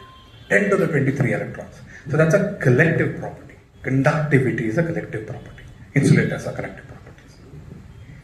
ಇದೇ ಥರ ಬರೋದಾದರೆ ಒಂದು cell ತಗೊಳ್ಳಿ, ಒಂದಷ್ಟು molecules ಇದೆ, DNA, protein, ಏನೋ ಒಂದು ಬರುತ್ತೆ ಇದೆಲ್ಲ. ಒಂದೊಂದು ಪ್ರೋಟೀನು ಒಂದೊಂದು DNA ಜೀವಂತ ಅಲ್ಲ ಅಲ್ವಾ? ನಾವು ಒಂದೊಂದು ಪ್ರೋಟೀನ್ ಬೇಕಾದ್ರೆ ಲ್ಯಾಬಲ್ಲಿ ಸಿಂಥಸೈಸ್ ಮಾಡ್ಬೋದು, ಬರೀ DNA ಸಪ್ರೇಟಾಗಿ ಸಿಂಥಸೈಸ್ ಮಾಡ್ಬೋದು. ಆದರೆ ಈ DNA ಪ್ರೋಟೀನ್ ಎಲ್ಲ ಒಟ್ಟಿಗೆ ಹಾಕಿ ಮಿಶ್ರಣ ಮಾಡಿ ಬ್ಯಾಗಲ್ಲ, ಅದಕ್ಕೆ ಜೀವಂತ ಅನ್ನೋ ಪ್ರಾಪರ್ಟಿ ಬರುತ್ತೆ. ಅದು ನಮ್ಗೆ ಇನ್ನೂ ಅರ್ಥ ಆಗಿಲ್ಲ ಏನು ಅಂತ. Same grows all the way up to even galaxies. Just because you understand the properties of stars does not mean you understand the properties of galaxies. It's a very different question altogether. So, simplest systems ಅಂದ್ರೆ ನಮ್ಗೆ ಅರ್ಥ ಆಗಿರುವಂತಹ ಸಿಸ್ಟಮ್ಸ್ಗೆ ಇದನ್ನ thermodynamics ಅಂತ ಕರಿತೀವಿ, physics of collective behaviour or what is called statistical mechanics. This applies all the way from bottle of ನೀರಿದ್ರೆ ಆ ನೀರಿನ ಮಾಲಿಕ್ಯೂಲ್ಸ್ ಹೇಗೆ ಮೂವ್ ಆಗುತ್ತೆ ಅನ್ನೋದ್ರಿಂದ ಹಿಡ್ಕೊಂಡು ತುಂಬಾ ದೊಡ್ಡ ಲೆವೆಲ್ನವರೆಗೂ ಇದೇ ಥರ ಅಂತ ನಿಯಮಗಳು ಅಪ್ಲೈ ಆಗುತ್ತೆ. ಕ್ಲಾಸಿಕ್ ಥಿಂಗ್, ನಮ್ಮ 19ನೇ ಮತ್ತು 20ನೇ ಶತಮಾನದ ಇಂಡಸ್ಟ್ರಿಯಲ್ ರೆವಲ್ಯೂಷನ್, ಸ್ಟೀಮ್ ಇಂಜಿನ್ಸ್, ಈಗಿನ ಮೆಟ್ರೋ ಮಾಡರ್ನ್, ಇದು ಬಂದಿದ್ದೆ ನಮ್ಗೆ ಥರ್ಮೋಡೈನಮಿಕ್ಸ್ ಅರ್ಥ ಆಗಿತ್ತು ಅಂತ. ಥರ್ಮೋಡೈನಮಿಕ್ಸ್ ಅರ್ಥ ಆಗಲಿಲ್ಲ ಅಂತ ನಮ್ಗೆ ಸ್ಟೀಮ್ ಇಂಜಿನ್ಸ್ ಬರ್ತಾ ಇರಲಿಲ್ಲ, ಇಂಡಸ್ಟ್ರಿಯಲ್ ರೆವಲ್ಯೂಷನ್ ಆಗ್ತಾ ಇರಲಿಲ್ಲ. One of the most important things collective behaviour ಆಗೋದು ಸ್ಕೂಲ್ನಲ್ಲಿ ನಾವೆಲ್ಲ ಕಲಿತೀವಿ, ಸ್ಟೇಟ್ಸ್ ಆಫ್ ಮ್ಯಾಟರ್ ಅಂತ and transformations between them. Standard things like solid, liquid, gas ಅಂತೀವಿ. ನನ್ನ ಕಾಲದಲ್ಲಿ ಸಾಲಿಡ್, ಲಿಕ್ವಿಡ್, ಗ್ಯಾಸ್ ಇತ್ತು. ನನ್ನ ಮಕ್ಕಳ ಕಾಲದಲ್ಲಿ ಬೋಸ್-ಐನ್ಸ್ಟೈನ್ ಕಂಡೆನ್ಸೇಟ್, ಪ್ಲಾಸ್ಮಾ ಎಲ್ಲ ಬಂದ್ಬಿಟ್ಟಿದೆ. ನನಗದು ಗೊತ್ತೇ ಇರಲಿಲ್ಲ ನಾನು ಕ್ಲಾಸಿಕ್ ಎಕ್ಸ್ಪೆರಿಮೆಂಟ್, ಕಿಚನ್ ಎಕ್ಸ್ಪೆರಿಮೆಂಟ್ ನಾವೆಲ್ಲ ಮಾಡಿ ನೋಡ್ತೀವಿ. All 3 states of matter, simple, solid, liquid, vapor states of matter, are the same set of molecules ಅಲ್ವಾ? ಅದನ್ನು ಜೋಡಣೆ ಮಾಡಿರೋ ರೀತಿ ಬೇರೆ ಬೇರೆ ಇದೆ. ಇದನ್ನ ನಾವು ಟೆಂಪರೇಚರ್ ಬಳಸಿ, ಅಂದರೆ ಉಷ್ಣತೆ ಬಳಸಿ ಒಂದರಿಂದ ಒಂದಕ್ಕೆ ಕನ್ವರ್ಟ್ ಮಾಡ್ಬೋದು. ಕಿಚನ್ ಎಕ್ಸ್ಪೆರಿಮೆಂಟ್ ಎಲ್ಲರೂ ಮಾಡ್ತೀವಿ. ಒಂದಷ್ಟು ಐಸ್ ಕ್ಯೂಬ್ಸ್ನ ಸ್ಟವ್ ಮೇಲೆ ಇಟ್ಟರೆ ಬೆಂಕಿ ಹಚ್ಚಿದ್ರೆ ಐಸ್ ಕ್ಯೂಬ್ಸ್ ಕರಗಿ ನೀರಾಗತ್ತೆ. ಇನ್ನೂ ಶಾಖ ಹಾಗೆ ಇತ್ತು ಅಂದರೆ ನೀರು ಆವಿಯಾಗಿ ಹೊರಡುತ್ತೆ. ಸೊ 3 ಫೇಸ್ ಕಾಣಿಸ್ತೀವಿ ನಿಮಗೆ, ಸಾಲಿಡ್, ಲಿಕ್ವಿಡ್, ಗ್ಯಾಸ್. ಇಲ್ಲಿ ಕೆಮಿಸ್ಟ್ರಿ ನಡೀಲಿಲ್ಲ, ಅದೇ ಸೇಮ್ H2O ಮಾಲಿಕ್ಯೂಲ್ಸ್ ಇದೆ ಅಲ್ವೇ? ಅದನ್ನ ನೀವು ಜೋಡಣೆ ಮಾಡಿರೋ ರೀತಿ ಬದಲಾಯಿತು. ಐಸ್ನಲ್ಲಿ ತುಂಬ ಟೈಟಾಗಿ ಪ್ಯಾಕ್ ಮಾಡಿರ್ತಾರೆ, ಒಂದು ಕ್ರಿಸ್ಟಲೈನ್ ಫಾರ್ಮ್. ಲಿಕ್ವಿಡ್ನಲ್ಲಿ ಒಂದಷ್ಟು ರ್ಯಾಂಡಮ್ ಆಗಿರುತ್ತೆ, ಲೂಸ್ ಆಗಿ ಪ್ಯಾಕ್ ಆಗಿರುತ್ತೆ. ವೇಪರ್ನಲ್ಲಂತೂ ಏನೂ ಸ್ಟ್ರಕ್ಚರ್ ಇಂದ ಇರುತ್ತೆ. ಈ ತರಹ ಪ್ಯಾಕಿಂಗ್ ಇದೆಯಲ್ಲ, order, less order, completely disordered states ಅಂತ ಕರಿತೀವಿ. ಈ ಪ್ಯಾಕಿಂಗ್ಲೇ ಅದರ ಗುಣಲಕ್ಷಣಗಳು ಬಂತು. ಐಸ್ಗೆ ರಿಜಿಡಿಟಿ ಇದೆ, ವಾಟರ್ಗೆ ಲಿಕ್ವಿಡಿಟಿ ಇದೆ, ಫ್ಲೂಯಿಡಿಟಿ ಇದೆ. ಇದೇ ಉದಾಹರಣೆ ತಗೊಳ್ಳೋದಾದ್ರೆ, rigidity of a solid is a collective property. Single water ಮಾಲಿಕ್ಯೂಲ್ನಲ್ಲಿ, H2O ಮಾಲಿಕ್ಯೂಲ್ನಲ್ಲಿ, ಐಸ್ನಲ್ಲಿರುವಂಥ ಮಾಲಿಕ್ಯೂಲ್ ರಿಜಿಡಿಟಿ ಇಲ್ಲ. Fluidity of a liquid is also collective property. A single H2O molecule does not have fluidity. So I want to bring in the idea that these are what are called condensed matter. ನಮ್ಮ ದಿನನಿತ್ಯದಲ್ಲಿ ಉಪಯೋಗಿಸುವಂಥ ಎಲ್ಲ ವಸ್ತುಗಳು ಇದೇ ಥರ ನಾವು ಅರ್ಥ ಮಾಡ್ಕೊಂಡಿರೋದು. Foams, ಜೆಲ್ಸ್, toothpaste, shampoo, ನಮ್ಮ ಊಟ ಎಲ್ಲ ಇತ್ತೀಚೆಗೆ ನಮ್ಗೆ ಅರ್ಥ ಆಗ್ತಿದೆ. Living materials, cells and tissues are also of this ಕಡೆ. ನಾನು ಮಾತಾಡಿದ್ದೆಲ್ಲ ಕ್ಲಾಸಿಕಲ್ ಫೇಸಸ್ ಅಂತ. ಕ್ವಾಂಟಮ್ ಫೇಸಸ್ ಕೂಡ ಇದೆ. ಕ್ವಾಂಟಮ್ ಮೆಕ್ಯಾನಿಕ್ಸ್ ಯೂಸ್ ಮಾಡಿಕೊಂಡು ಸ್ವಲ್ಪ ಇಸೋಟರಿಕ್ ಫೇಸಸ್ ಬರುತ್ತೆ. Magnets are an example of quantum mechanics, superconductors, superfluids. But ಅದ್ರ ಬಗ್ಗೆ ಹೆಚ್ಚಾಗಿ ಮಾತಾಡೋದು. So I want to bring in the idea of emergence, ಉದ್ಭವತೆ ಅಂತ ಭಾವ. ಸೊ ಸ್ವಲ್ಪ 1-2 ನಿಮಿಷ ತಗೊಂಡು ಹೇಳ್ತೀನಿ. ಈ ಎಕ್ಸಾಂಪಲ್ ಕೊಟ್ಟಿದ್ದೆ ನಾನು ನಿಮಗೆ. ಒಂದು ಕಂಡಕ್ಟರ್ ತಗೊಂಡ್ರೆ ಎಲೆಕ್ಟ್ರಾನ್ಸ್ ಇರುತ್ತೆ, ಅಯಾನ್ಸ್ ಇರುತ್ತೆ. ಕಂಡಕ್ಟಿವಿಟಿ ಅಂತ ಒಂದು ಎಲೆಕ್ಟ್ರಾನ್ನ ಗುಣಲಕ್ಷಣ ಅಲ್ಲ, ಅಥವಾ ಒಂದು ಅಯಾನ್ನ ಗುಣಲಕ್ಷಣ ಅಲ್ಲ. ಇವೆರಡು ಒಟ್ಟಿಗೆ ಬಂದು ಸೇರಿದಾಗ ಬರುವಂಥ ಪ್ರಾಪರ್ಟಿ ಅಂತ. I want to define these things as the emergent properties of interacting entities. So, just to make things clear, attributes that only exist for a many body system and do not exist for one or a few bodies. Elasticity, viscosity, electrical conductivity. So, classic examples are phases of matter. This is a philosophical thing. ನಮ್ಮ ಭಾರತೀಯ ತತ್ವಶಾಸ್ತ್ರದಲ್ಲೂ ಬರುತ್ತೆ, reductionist ಅಥವಾ emergent ಅಂತ. ಅಂದರೆ ಮೂಲಭೂತವಾಗಿ ಯಾವುದು ತುಂಬ ಸೂಕ್ಷ್ಮವಾಗಿರುತ್ತೋ, ತುಂಬ ಚಿಕ್ಕದಾಗಿರುತ್ತೆ, ಅದನ್ನು ಅರ್ಥ ಮಾಡ್ಕೊಂಡ್ಬಿಟ್ರೆ ಮಿಕ್ಕಿದೆಲ್ಲ ಅರ್ಥ ಆಗೋಗುತ್ತೆ ಅಂತ ಒಂದು ಫಿಲಾಸಫಿ ಇದ್ರೆ, ಇಲ್ಲಪ್ಪ ನೀನು ತುಂಬ ತೀಕ್ಷ್ಣವಾಗಿರೋದನ್ನ ಅರ್ಥ ಮಾಡ್ಕೊಂಡಿದ್ದ ತಕ್ಷಣ ದೊಡ್ಡದಾಗಿರೋದು ಅರ್ಥ ಆಯಿತು ಅನ್ನೋ ಗ್ಯಾರಂಟಿ ಇಲ್ಲ. That's the emergent view. ಇದರ ಪ್ರತಿಪಾದಕರು ಮಾಡರ್ನ್ ಡೇನಲ್ಲಿ PW ಆಂಡರ್ಸನ್, ನೋಬೆಲ್ ಪಾರಿತೋಷಿಕ ಪಡೆದಂಥವರು. ಈ ಪೇಪರ್ ಇದೆ ಮೋರ್ ಇಸ್ ಡಿಫ್ರೆಂಟ್ ಅಲ್ಲ, ತುಂಬ ಆಕ್ಸೆಸಿಬಲ್ ಪೇಪರ್. ಸ್ಟ್ರಾಂಗ್ಲಿ ಎನ್ಕರೇಜ್, ದಯವಿಟ್ಟು ಓದಿ ಇದನ್ನ, ಯಾರಾದ್ರೂ ಸಿಕ್ಕದು ಈಸಿಯಾಗಿ ಸಿಗುತ್ತೆ. ಒಂದಷ್ಟು ದಿನನಿತ್ಯದ ಜೀವನಗಳಲ್ಲಿ I want to give some examples of emergent properties. Start from literature. A poem is much more than just a string of words ಅಲ್ವೇ. ಈ ಬಂದು ಕಕಾಕಿ ಬಂದ್ಬಿಟ್ರೆ ಕವನ ಆಗೋಗಲ್ಲ ಅದು ಅಲ್ವೇ. ಅಕ್ಷರಗಳು ಅದೇ ಇದೆ, ಅದರ ಕವನಗಳು ಹಲವಾರಿದೆ, ಸಾವಿರಾರಿದೆ, ಕೋಟ್ಯಾಂತರ ಇದೆ. ಅದರ ಭಾವನೆಗಳು ಇನ್ನೂ ಎಷ್ಟೆಷ್ಟೋ ಇದೆ. ಅಕ್ಷರಗಳನ್ನ ಪೋಣಿಸೋ ರೀತಿ ಇದೆಯಲ್ಲ, ಒಂದ್ರ ಪಕ್ಕ ಒಂದು ಪದಗಳನ್ನ ಮಾಡಿ, ವಾಕ್ಯಗಳನ್ನ ಮಾಡಿ, ಆ ಸಣ್ಣ ಸಣ್ಣ ಅಕ್ಷರಗಳಲ್ಲಿ ಇಲ್ಲದೆ ಇರುವಂಥ ಗುಣಲಕ್ಷಣಗಳು ಪದಗಳಲ್ಲಿ, ವಾಕ್ಯಗಳಲ್ಲಿ, ಕಾವ್ಯಗಳಲ್ಲಿ ಬರುತ್ತೆ. This is an emergent property. Individual units don't have it, but the collective has it. ಅಡುಗೆ ಸಣ್ಣ ಸಣ್ಣ ಸಿಂಪಲ್ ಇಂಗ್ರೀಡಿಯೆಂಟ್ಸ್ ಅದೇ ಉಪಯೋಗಿಸ್ತೇವೆ ನಾವೆಲ್ಲ, ಅಕ್ಕಿ, ಗೋಧಿ, ರವೆ, ಉಪ್ಪು. ಬಟ್ ಅದನ್ನ ಮಿಕ್ಸ್ ಮಾಡೋ ರೀತಿ, ಯಾವ ಸಮಯದಲ್ಲಿ ಮಿಕ್ಸ್ ಮಾಡಬೇಕು, ಯಾವ ರೀತಿಯಲ್ಲಿ ಮಿಕ್ಸ್ ಮಾಡಬೇಕು, ಇದಕ್ಕೆ ಇದೆಷ್ಟು ಹಾಕಬೇಕು, ಅದಕ್ಕೆ ಅದೆಷ್ಟು ಹಾಕಬೇಕು, ಮೊದಲು ಇದು ಹಾಕಬೇಕು, ಮೊದಲು ಅದು ಹಾಕಬೇಕು, ಮೊದಲು ಬೇರೆ ಬೇರೆ ಟೆಕ್ಸ್ಚರ್ಸ್ ಬರುತ್ತೆ, ಬೇರೆ ಬೇರೆ ಫ್ಲೇವರ್ಸ್ ಬರುತ್ತೆ, ಬೇರೆ ಬೇರೆ ಟೇಸ್ಟ್ ಬರುತ್ತೆ. ಮಸಾಲೆ ದೋಸೆ ಟೇಸ್ಟು ಅಕ್ಕಿನಲ್ಲಿ ಇದೆಯಾ? ಇಲ್ಲ ಅಲ್ವಾ. ಅಕ್ಕಿನ ಒಂಥರ ಪ್ರಿಪೇರ್ ಮಾಡಿ, ಅದಷ್ಟು ಮಾಡಿ ರೋಸ್ಟ್ ಮಾಡಿ ನಮ್ಮಮ್ಮ ಮಾಡಿಕೊಟ್ರೆ ಅವಾಗ ಅದು ದೋಸೆ ಹಾಕೋದು ಅಲ್ವೇ. ಹಾಗಾದರೆ taste, flavour, texture, these are emergent properties. ಇದು ಇಂಡಿವಿಜುವಲ್ ಯೂನಿಟ್ಸ್ಗಿಲ್ಲ. ಮ್ಯೂಸಿಕ್ 7 ಸ್ವರಗಳಿರೋದು, ಸಾರಿಗಮ ಪದನಿ. ಆದರೆ ಎಷ್ಟು ತರಹ ಸಂಗೀತ ಮಾಡ್ಬೋದು. ಅಕ್ಷರಗಳನ್ನು ಪೋಣಿಸೋ ರೀತಿನಲ್ಲೇ ಆ ಸ್ವರಗಳನ್ನ ಪೋಣಿಸಿದ್ರೆ ಸಂಗೀತ ಬರುತ್ತೆ. ಸಂಗೀತದಲ್ಲಿರುವಂಥ ಆಹ್ಲಾದ it's not an individual property of ಸರಿಗಮ ಪದನಿ, it's an collective property, it's an emergent property. ಈ ತರಹ ಎಮರ್ಜೆಂಟ್ ಪ್ರಾಪರ್ಟಿಗಳ ಬಗ್ಗೆ ನಾನು ಮಾತಾಡ್ತೀನಿ. ಜೀವನ, life is an emergent property. It's not a property of an individual molecule. Commonality ನೋಡಿ, ಪೋಣಿಸೋ ರೀತಿ, the way you mix things together, the way you put them together, this is what matters. It's not the individuals that matter, it's the collective that matters. So I want to come back to this. ದಷ್ಟು units ಇದೆ. Atoms ಆಗ್ಬೋದು, molecules ಆಗ್ಬೋದು, cells ಆಗ್ಬೋದು, stars ಆಗ್ಬೋದು, ಜನರು ಆಗ್ಬೋದು, ಯಾವುದಾದ್ರು ಆಗ್ಬೋದು. ಆ ಇಂಡಿವಿಜುವಲ್ ಯೂನಿಟ್ಸ್ಗೆ ಏನೋ ಒಂದಷ್ಟು ಗುಣಲಕ್ಷಣಗಳಿದೆ, ಪ್ರಾಪರ್ಟಿ 1, ಪ್ರಾಪರ್ಟಿ 2 ಏನೋ ಒಂದಷ್ಟು ಗುಂಪು ಸೇರಿಸ್ತೀನಿ ನಾನು. ಗುಂಪು ಸೇರಿಸಿ ಆ ಗುಂಪಿನ ಗುಣಲಕ್ಷಣಗಳು ಏನು ಅಂತ ಕೇಳ್ತಾ ಇದ್ದೀನಿ ನಾನು.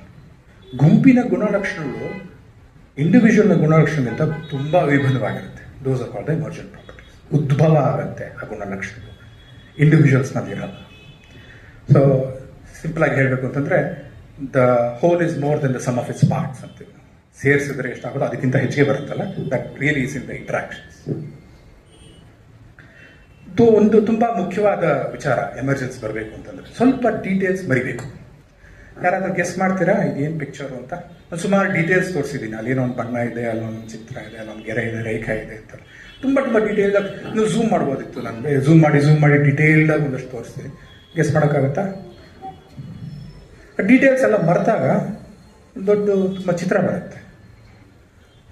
ಜಿಗ್ಸಾ ಪಸಲ್ಸ್ ಆಡೋದಿಲ್ವೇ ಚಿಕ್ಕ ಮಕ್ಕಳಿಗೆ ಹೇಳ್ಕೊಡುವಾಗ? ಒಂದೊಂದೇ ಪಸಲ್ ನೋಡ್ಕೊಂಡ್ರೆ ದೊಡ್ಡ ಪಿಕ್ಚರ್ ಕಾಣೋದೇ ಇಲ್ಲ ನಿಮಗೆ. ಅದನ್ನೆಲ್ಲ ಒಂಥರ ನಿಧಾನ ಪೋಣಿಸ್ಬೇಕು, ಜೋಡಿಸ್ಬೇಕು ಒಂದು ಆರ್ಡರ್, ಆಗ ಒಂದು ಪಿಕ್ಚರ್ ಬರುತ್ತೆ. ಆ ಪಿಕ್ಚರ್ ಇರುವಂಥ ಪ್ರಾಪರ್ಟಿ ಇಂಡಿವಿಜುವಲ್ಸ್ಗಿಲ್ಲ. ಇದೇ ಕಾವ್ಯದಲ್ಲೂ ಬರುತ್ತೆ. Missing the woods for the trees ಅಂದ್ಬಿಟ್ಟು. ನೀವು ಪ್ರತಿಯೊಂದು ಮರ ನೋಡ್ತಿದ್ದೀರಾ, ಕಾಡನ್ನು ನೋಡ್ತಿಲ್ಲ ಅಂತ. Forgetting details helps you to see the bigger picture. And how much detail to forget depends on the context. ಇದೊಂದು ಎಕ್ಸಾಂಪಲ್ ಕೊಡ್ತೀನಿ. ಒಂದು ಲೋಟ ನೀರು ತಗೊಳ್ಳಿ, ಯಾವ ರೀತಿ ಇದನ್ನು ವರ್ಣಿಸ್ಬೋದು? ಇಲ್ಲ, ನಾನು ಪ್ರತಿಯೊಂದು ನೀರಿನ ಮಾಲಿಕ್ಯೂಲ್ನ ಹಿಡ್ಕೊಂಡು ವರ್ಣಿಸಿ ಆಯಿತು ಮಾಡ್ಬೋದು. ಐ ಮೀನ್ ಆ ಮಟ್ಟದಲ್ಲಿ ಮಾಡೋ ಹಾಗಿದ್ರೆ ತುಂಬ ಕಡಿಮೆ ಗುಣಲಕ್ಷಣ ಅರ್ಥ ಮಾಡ್ಕೊಳ್ತಕ್ಕೆ ಸಾಧ್ಯ. ಇನ್ನು ಮೇಲೆ ಲೆವೆಲ್ಸ್ ಬರ್ತಾ ಒಂದು ಲೆವೆಲ್ನಲ್ಲಿ ಯಾವುದು, it's basically are liquid that is flowing. ಆ ಮಟ್ಟದಲ್ಲಿ ನೀರು ಎಣ್ಣೆ ಎರಡೂ ಒಂದೇ. They are both liquids. One flows faster, one flows slower. The thing that determines which flows faster or slower, viscosity ಅಂತ ಕರಿತೀವಿ. That's an emergent property. So I want to come back to this line. ನಾನು ಹೇಳಿದ್ದೆ solid, liquid, gas ಅಂತ ಅಲ್ವಾ? So same idea want repeat again, that the way you put things together. ಸಾಲಿಡ್ನಲ್ಲಿ ಜೋಡಿಸ್ತೀವಿ ಒಂದೇ, ಲಿಕ್ವಿಡ್ನಲ್ಲಿ ಡಿಸಾರ್ಡರ್ ಆಗಿರುತ್ತೆ, ಗ್ಯಾಸ್ನಲ್ಲಿ ಟೋಟ್ಲಿ ಡಿಸಾರ್ಡರ್ ಆಗಿರುತ್ತೆ. ಸೇಮ್ ಮಾಲಿಕ್ಯೂಲ್ಸ್, ಕೆಮಿಸ್ಟ್ರಿ ಚೇಂಜ್ ಆಗಲಿಲ್ಲ, ಆದರೆ ಎಮರ್ಜೆಂಟ್ ಪ್ರಾಪರ್ಟೀಸ್ ಉದ್ಭವ ಗುಣಲಕ್ಷಣಗಳು ತುಂಬಾ ವಿಭಿನ್ನವಾಗಿದೆ. ಒಂದು ಹರಿಯತ್ತೆ, ಒಂದು ರೆಸಿಸ್ಟ್ ಮಾಡುತ್ತೆ, ಒಂದು ಇಡೀ ರೂಮ್ ಆಕ್ಯುಪೈ ಮಾಡ್ಕೊಳುತ್ತೆ. ಇದು dead matter, obviously it's not alive ಅಂತ. ಸೊ ಈ ಥರ ಬಂದ ತಕ್ಷಣ ಒಂದು ತಲೆ ಕ್ವೆಶನ್ ಬರುತ್ತೆ, ಲಿವಿಂಗ್ ಮ್ಯಾಟರ್ನ ಫೇಸಸ್ ಏನು, states of matter, states of living matter ಏನು, ಅದರ ಪ್ರಾಪರ್ಟೀಸ್ ಏನು, ಅದರ ಗುಣಲಕ್ಷಣಗಳೇನು, and more important is the phenomena of being alive. This is alive, this is not alive ಅಂತ ಹೇಳ್ತಾರೆ. This is alive, is that an emergent property, ಉದ್ಭವ ಅಂತ ಗುಣಲಕ್ಷಣವೇ. ಮಾಲಿಕ್ಯೂಲ್ಸ್ ಇದೆ, ಸೆಲ್ಸ್ ಇದೆ, ಟಿಶ್ಯೂಸ್ ಇದೆ, ಇವೆಲ್ಲ ಒಟ್ಟಿಗೆ ಹಾಕ್ತೀವಿ. ಇವೆಲ್ಲ ಸಿಂಗಲ್ ಲೆವೆಲ್ ಆಫ್ ಸೆಲ್ ತೊಗೊಂಡು ಒಂದಷ್ಟು ಮಾಲಿಕ್ಯೂಲ್ಸ್ ಇದೆ, ಒಂದು ಬ್ಯಾಗಲ್ಲಿ ಹಾಕ್ತೀನಿ ನಾನು ಸೆಲ್ ಮೆಂಬ್ರೇನಲ್ಲಿ. ಅದು ಆ ಗುಂಪಿಗೆ, ಆ ಗ್ರೂಪಿಗೆ ಏನೋ ಒಂದಷ್ಟು ಉದ್ಭವವಾದ ಗುಣಲಕ್ಷಣ ಬರುತ್ತೆ. One of them is what we call life.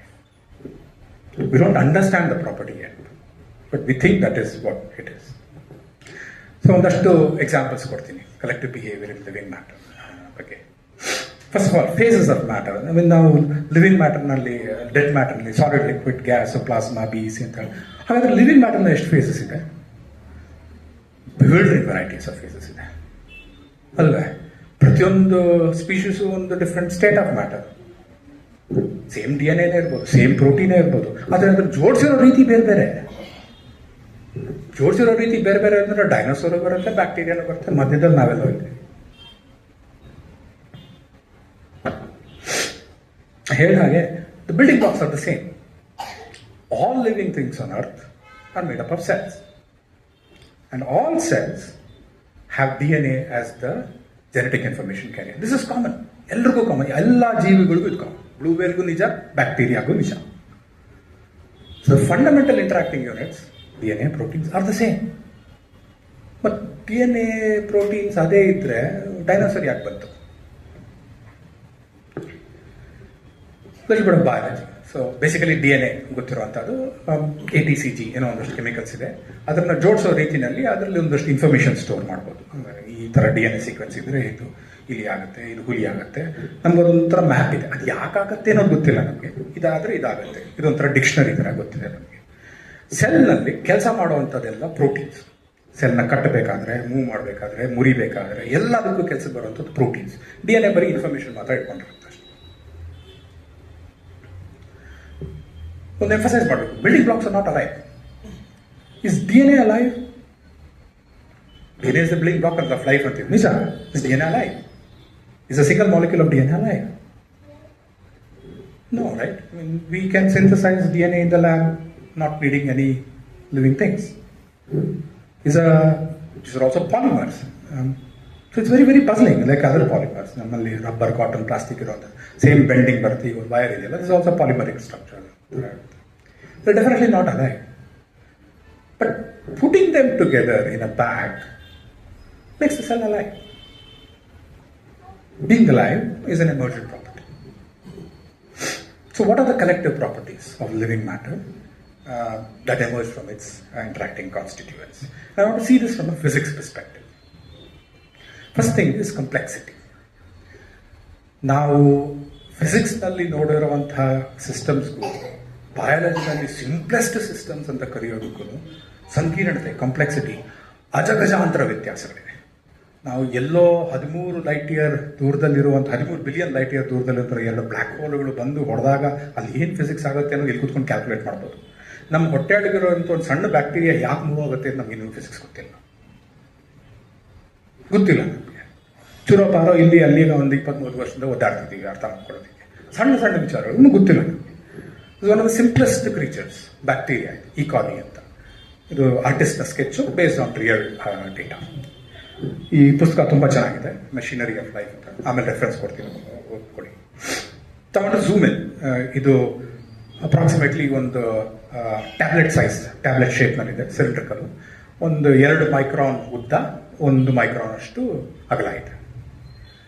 So ಒಂದು ಝೂಮ್ ಮಾಡ್ತೀನಿ ಇದರೊಳಗಡೆ. ಝೂಮ್ ಮಾಡ್ಕೊಂಡು ಹೋದರೆ ಒಂದಷ್ಟು ಅಷ್ಟೇ ಸ್ಟ್ರಕ್ಚರ್ಸ್ ಕಾಣಿಸೋಕ್ಕೆ ಶುರುವಾಗುತ್ತೆ ನಿಮಗೆ. ಅಲ್ಲೆಲ್ಲೋ ಒಂಥರ ಎಲ್ಲೋ ವೈರ್ ಕಾಣಿಸ್ತಿದೆಯಾ ಅದರಲ್ಲಿ, ಸಣ್ಣದೊಂದಿಲ್ಲ. That's DNA. That's how it looks like inside a bacteria. ಒಂದಷ್ಟು ಕಲರ್ಫುಲ್ ಆಗಿರುವಂಥ ವಿಚಿತ್ರ ಆಕಾರವಾಗಿರುವಂಥ ಪರ್ಪಲ್ ಕಲರು, ಪಿಂಕ್ ಕಲರ್ ಇರುವಂಥ ಸ್ಟ್ರಕ್ಚರ್ಸ್ ಕಾಣಿಸ್ತಿದೆಯಾ, proteins. These are ribosomes, proteins, many structures. ಇಲ್ಲೆಲ್ಲೋ ಒಂದು ಮೋಟ್ರ್ ಥರ ಕಾಣಿಸ್ತಿದೆಯಾ ಇಲ್ಲಿ, ರೌಂಡ್ ಸರ್ಕ್ಯುಲರ್ ಸಿಲಿಂಡರ್ ಇದೆ, ಅದರಿಂದ ಹೊರಗಡೆ ಬರ್ತಿದೆ ಅಂತ. So this actually what's called flagella. ಅದಕ್ಕೊಂದು ಬಾಲದ ಥರ ಇದೆ, ಸುಮಾರು ಒಂದು 20-30 ಬಾಲಗಳಿರುತ್ತೆ. ಅದು ಆ ಬಾಲಗಳನ್ನ ಅದು ಮೆಕ್ಯಾನಿಕಲಿ ಮೂವ್ ಮಾಡೋದ್ರಿಂದನೇ ಸ್ವಿಮ್ ಮಾಡ್ಕೊಂಡು ಹೋಗೋದು. ಸೊ ನಮ್ಮ ಗಾಡಿಗಳಲ್ಲಿ ಮೋಟರ್ ಇರೋ ಥರನೇ ಇದರಲ್ಲೂ ಕೂಡ ಆ ಫ್ಲೆಜೆಲಾ, ಪ್ರತಿಯೊಂದು ಫ್ಲೆಜೆಲಾ ಆ ಸೆಲ್ ಬಾಡಿಗೆ ಸೇರ್ಕೊಳ್ಳೋ ಜಾಗದಲ್ಲಿ ಒಂದು ಮೋಟ್ರ್ ಇದೆ. ಆ ಮೋಟ್ರ್ ತಿರುಗೋದ್ರಿಂದನೇ ಅದು ಸ್ವಿಮ್ ಆಗೋದು. ಇದೇ ಥರ ಝೂಮ್ ಮಾಡ್ಕೊಂಡು ಹೋದರೆ ತುಂಬ ಸಣ್ಣ ಸ್ಕೇಲ್ಸಲ್ಲಿ ಫೆಮಿಲಿಯರ್ ಮಾಲಿಕ್ಯೂಲ್ಸ್ ಕಾಣುತ್ತೆ. ಅಲ್ಲೊಂದು ಸ್ವಲ್ಪ ಟ್ರಯಾಂಗ್ಯುಲರ್ ಮಾಲಿಕ್ಯೂಲ್ಸ್ ಕಾಣಿಸ್ತಿದೆ, ಕಣ್ಣಿಗೆ ಕಾಣಿಸೋದು ತುಂಬ ಕಷ್ಟ. ಅದು ನೀರು, H2O ಮಾಲಿಕ್ಯೂಲ್ಸ್. ಸಾರಿ,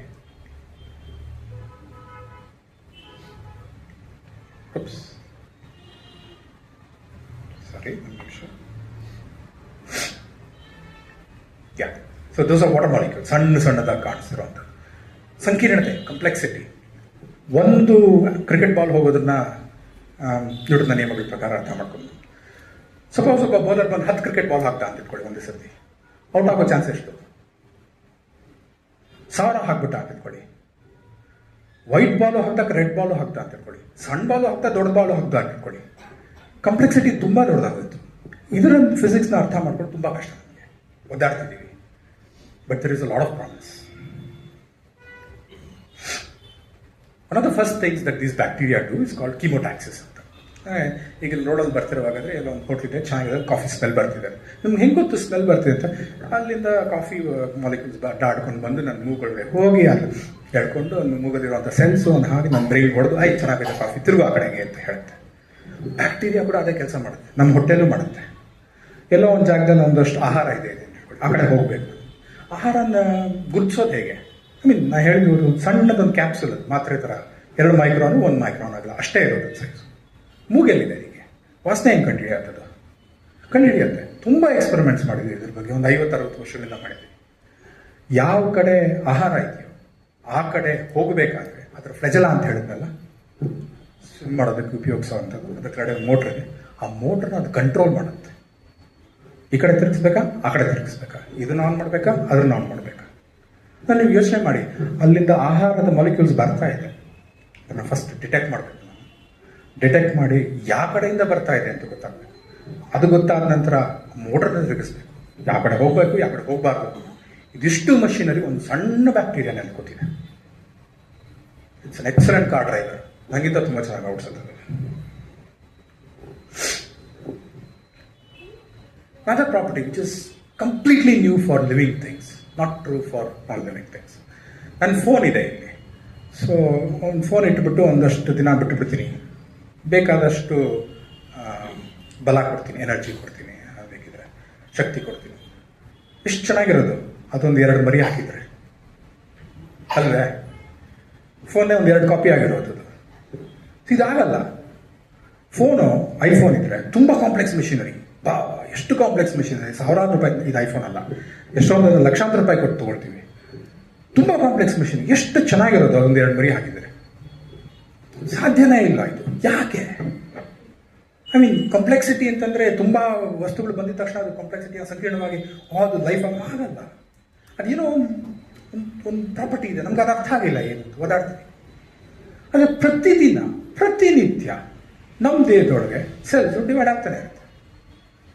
ಸರಿಸುಮಾರು ಅಂದಾಜು ಮಾಡಿದ್ರೆ ನಮ್ಮ ದೇಹದ ತೂಕದಷ್ಟೇ ಅಷ್ಟು ಸೆಲ್ಸು 1-2 ದಿನದಲ್ಲಿ ಡಿವೈಡ್ ಆಗುತ್ತೆ. ಸೊ ನಿನ್ನೆ ನೀವೇನಾಗಿತ್ತು, ನಿನ್ನೆ ನಿಮ್ಮ ದೇಹದಲ್ಲಿ ಯಾವ ಸೆಲ್ಸ್ ಇತ್ತು, ಇನ್ನೊಂದು 2 ದಿನದಲ್ಲಿ ಆಗಿರಲ್ಲ. So it raises philosophical questions. Who are you, what are you? You are not what you are 5 minutes ago. Cells do that every day, day in and day out. ನೀವು ಇಲ್ಲಿ ಬಂದು ಕೂತ್ಕೊಂಡಿದ್ದಷ್ಟರಲ್ಲೇ ಒಂದು ಕೋಟ್ಯಾಂತರ ಸೆಲ್ಸ್ ಡಿವೈಡ್ ಆಗೋದೆ. Evolution and adaptation, ವಿಕಸನ. First thing that happens in cells is mutation. DNA ಇದೆಯಲ್ಲ, DNA copy ಮಾಡುವಂಥದ್ದು, replication ಆದಾಗ ಕರೆಕ್ಟಾಗಿ ಮಾಡಲ್ಲ. ಅದು ನಂತರ ಅದು ಸ್ವಲ್ಪ ತಪ್ಪುಗಳು ಮಾಡುತ್ತೆ, ಅದು ಇದು ಇಲ್ಲೂ ತಪ್ಪು ಮಾಡುತ್ತೆ. ಅದು ತಪ್ಪುಗಳು ಮಾಡೋದನ್ನು ತಿದ್ದುಕೊಡುತ್ತೆ. ಎರರ್ ಕರೆಕ್ಷನ್ ಮೆಕಾನಿಸಮ್ಸ್ ತುಂಬ ಇದೆ. ಆದರೆ ವೇಟ್ ಫಾರ್ ಲಾಂಗ್ ಟೈಮ್ಸ್, ಕೋಟ್ಯಾಂತರ ವರ್ಷಗಳಕ್ಕಾದರೆ ಸಣ್ಣ ಎರರ್ಸ್ ಅಕ್ಯುಮುಲೇಟ್ ಆಗುತ್ತೆ, ಸೇರ್ಕೊಳ್ತಾ ಹೋಗಿ that eventually leads to mutations. These point mutations will become large enough that sometimes the daughter of a mother cell is not similar to the other daughters. If you wait long enough, that becomes a species. So, Vikarasana Prakara, we have understood that all life on earth probably came from some ancient cell, and we're all the same, we're all related. I and you and bacteria and blue whales and dinosaurs are all the same. ಅಕ್ಕ ತಂಗಿ ಅಣ್ಣ ತಮ್ಮ ಮಾವ ಸೋದರ ಮಾವ ಸ್ವಲ್ಪ ದೂರದ relations ಅಷ್ಟೇ. ನಾವೆಲ್ಲ ಎಷ್ಟು ಬದಲಾಯಿಸ್ಬಿಟ್ಟಿದ್ದೀವಿ ಅಂದರೆ ನಮ್ಮ ಒಬ್ರಿಗೊಬ್ಬರ ಮುಖ ಪರಿಚಯ ಆಗ್ತಿಲ್ಲ.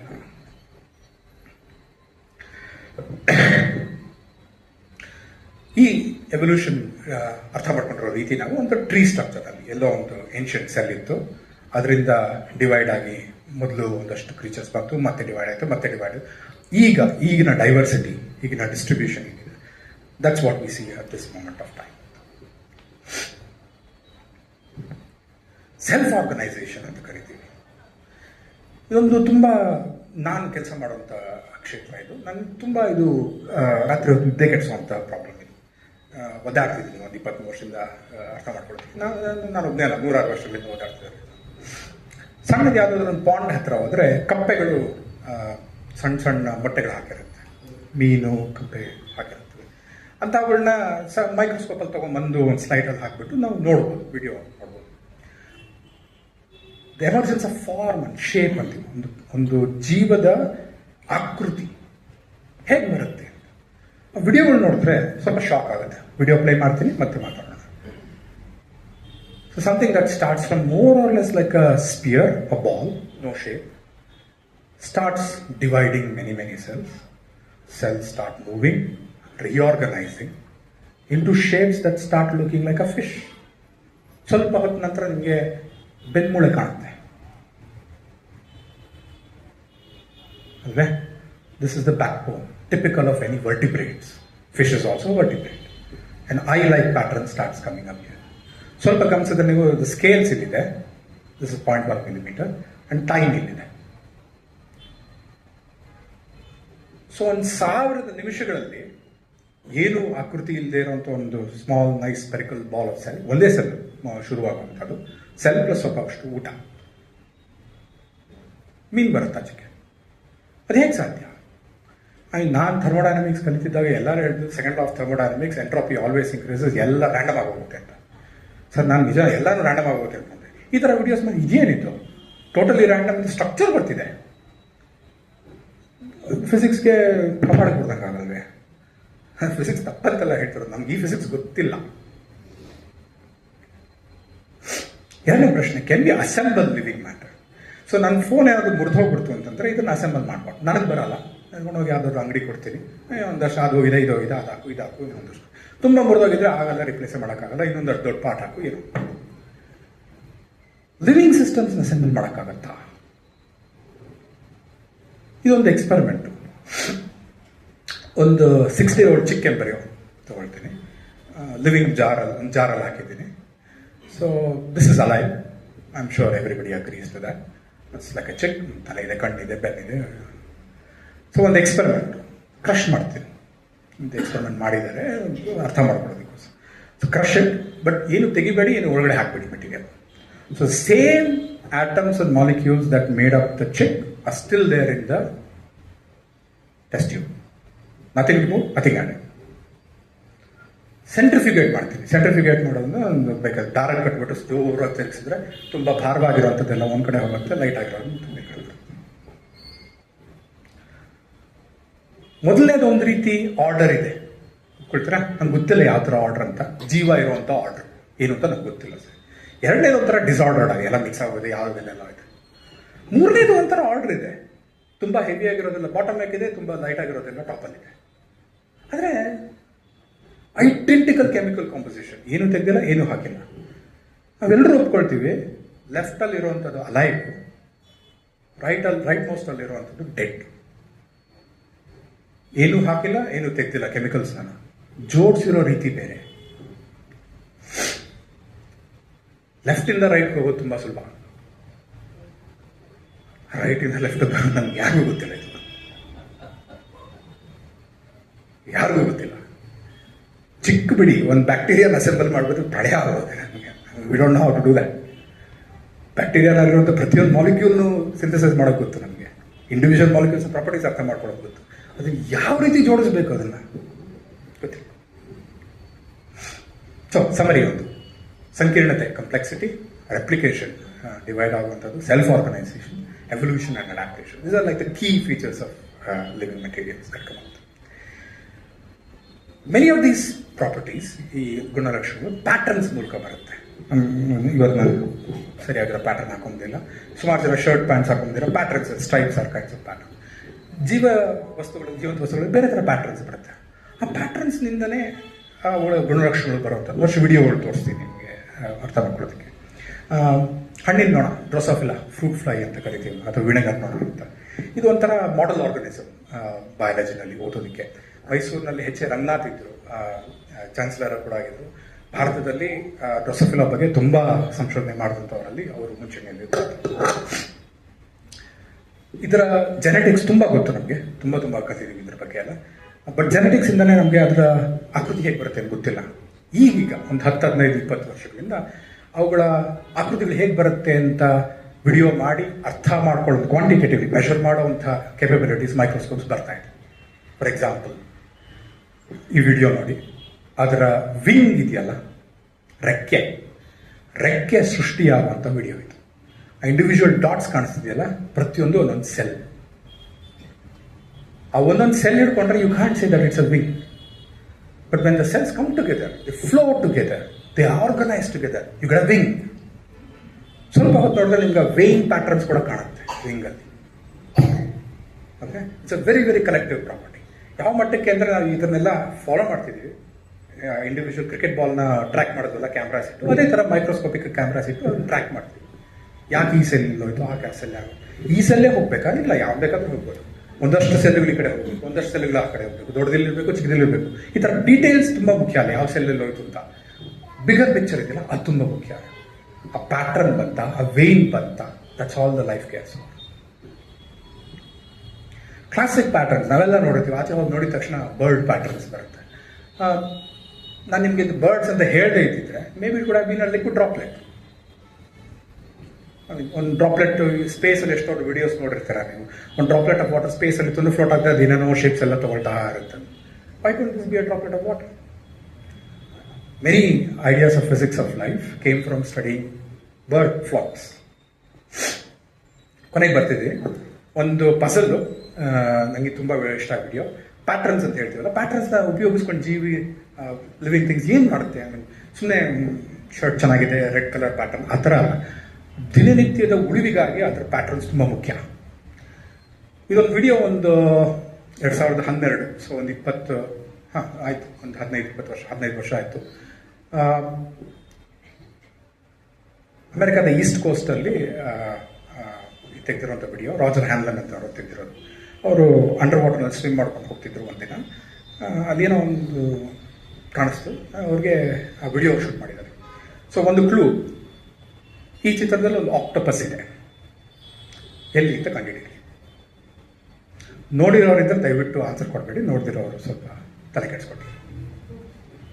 ಗೆಸ್ ಮಾಡಿ. ಎಲ್ಲೂ ಮುಚ್ಚಿಟ್ಟಿಲ್ಲ. ಸಡನ್ ಆಗಿ ಸಿನಿಮಾಗಳಲ್ಲಿ ಬರೋಂಗೆ ಲೆಫ್ಟ್ ಸೈಡಿಂದ ಬಂದ್ಬಿಟ್ಟು ಆ ಥರ ಎಲ್ಲ ಇರೋಲ್ಲ. ನಿಜವಾಗ್ಲೂ ಇದೇ ಸ್ಕ್ರೀನಲ್ಲೇ ಇದೆ. ಎಲ್ಲಿದೆ? Below the sand. ಆ ಥರ ನಾನು ಮಾಡಲ್ಲ, ಮೋಸ ಮಾಡಲ್ಲ. ಸಡನ್ ಆಗಿ ಆಚೆ ಬರೋದು, ಮೇಲ್ಗಡೆಯಿಂದ ಬರೋದು, ಆ ಥರ ಮಾಡಲ್ಲ. That's not fair. ರೈಟ್ ನಾವು ಇನ್ ದ ಪಿಕ್ಚರ್ನಲ್ಲೇ ಇದೆ. Left side near the bottom, near the people. Okay, May behind the bush. ಸ್ವಲ್ಪ ಇದೆ ವಿಡಿಯೋ ನೋಡಿ. ಸೊ ಹೋಗ್ತಿದ್ದೀವಿ ಒಂದಷ್ಟು ದಿನ. ಸೊ ಅಲ್ಲೇನೋ ಒಂದು ಬುಷ್ ಇದೆ, ಹತ್ತಿರ ಹೋಗ್ತಿದ್ದೀವಿ. ಮೇ ಬಿ ಬುಷ್ ಹಿಂದೆ ಇದೆಯೋ, ಮೇ ಬಿ ಬುಷ್ ಪಕ್ಕದಲ್ಲಿ ಇದೆಯೋ. ಸ್ವಲ್ಪ ಹೋಗ್ತಾ ಹತ್ರ, goodness gracious, bush is the octopus.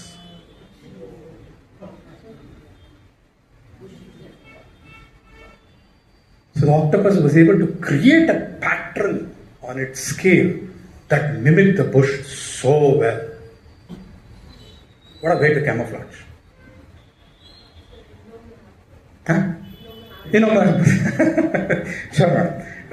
ಒಂದು ನಿಮಿಷ ಇದು ರಿವರ್ಸ್ ಅಲ್ಲಿ ಹೋಗುತ್ತೆ, ಮತ್ತೆ ಲೂಪ್ ಆಗ್ತಾ ಇತ್ತು ನೋಡಿ.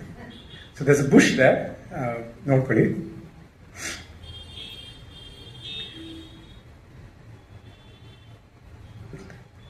ಅಲ್ಲೊಂದು ಸಣ್ಣ ಮೀನು ಕೂಡ ಹೋಯ್ತು, ಒಂದು ಸ್ಕೇಲ್ಗೆ ಅರ್ಥ ಆಗುತ್ತೆ ಯಾವ ಸೈಜ್ ಇದು ಅಂತ. ಆ ಟೆಕ್ಸ್ಚರ್, ಸ್ಕೇಲ್, ಕಲರ್, ಪ್ರಾಪರ್ಟಿ ಹೇಗೆ ಮಿಕ್ಸ್ ಮಾಡ್ತಿದೆ ಎಲ್ಲ. ಸೊ ವಿಡಿಯೋ ರಿವರ್ಸಲ್ ಬರುತ್ತೆ. ರಿವರ್ಸಲ್ ಬಂದಾಗ ನಿಮಗೆ ಅದು ಆಕ್ಟೋಪಸ್ನಿಂದ ಬುಷ್ ಹೇಗಾಗುತ್ತೆ ಅಂತ ಗೊತ್ತಾಗುತ್ತೆ. ಬುಷ್ ಇಂದ ಆಕ್ಟೋಪಸ್ ಆಯ್ತಲ್ವಾ. ನಾನು ರಿವರ್ಸ್ ಮಾಡ್ತೀನಿ ವಿಡಿಯೋನ. ರಿವರ್ಸ್ ಆಗುತ್ತೆ ವಿಡಿಯೋ ಇನ್ನೊಂದು ಸೆಕೆಂಡಲ್ಲಿ. ರಿವರ್ಸ್ ಆದಾಗ ಅಲ್ಲಿ ನೋಡ್ಕೊಡಿ, octopus, octopus, still octopus, still octopus, still octopus, some textures, some scales, some colors, still octopus, still something, maybe not an octopus, goodness gracious, now it's not an octopus.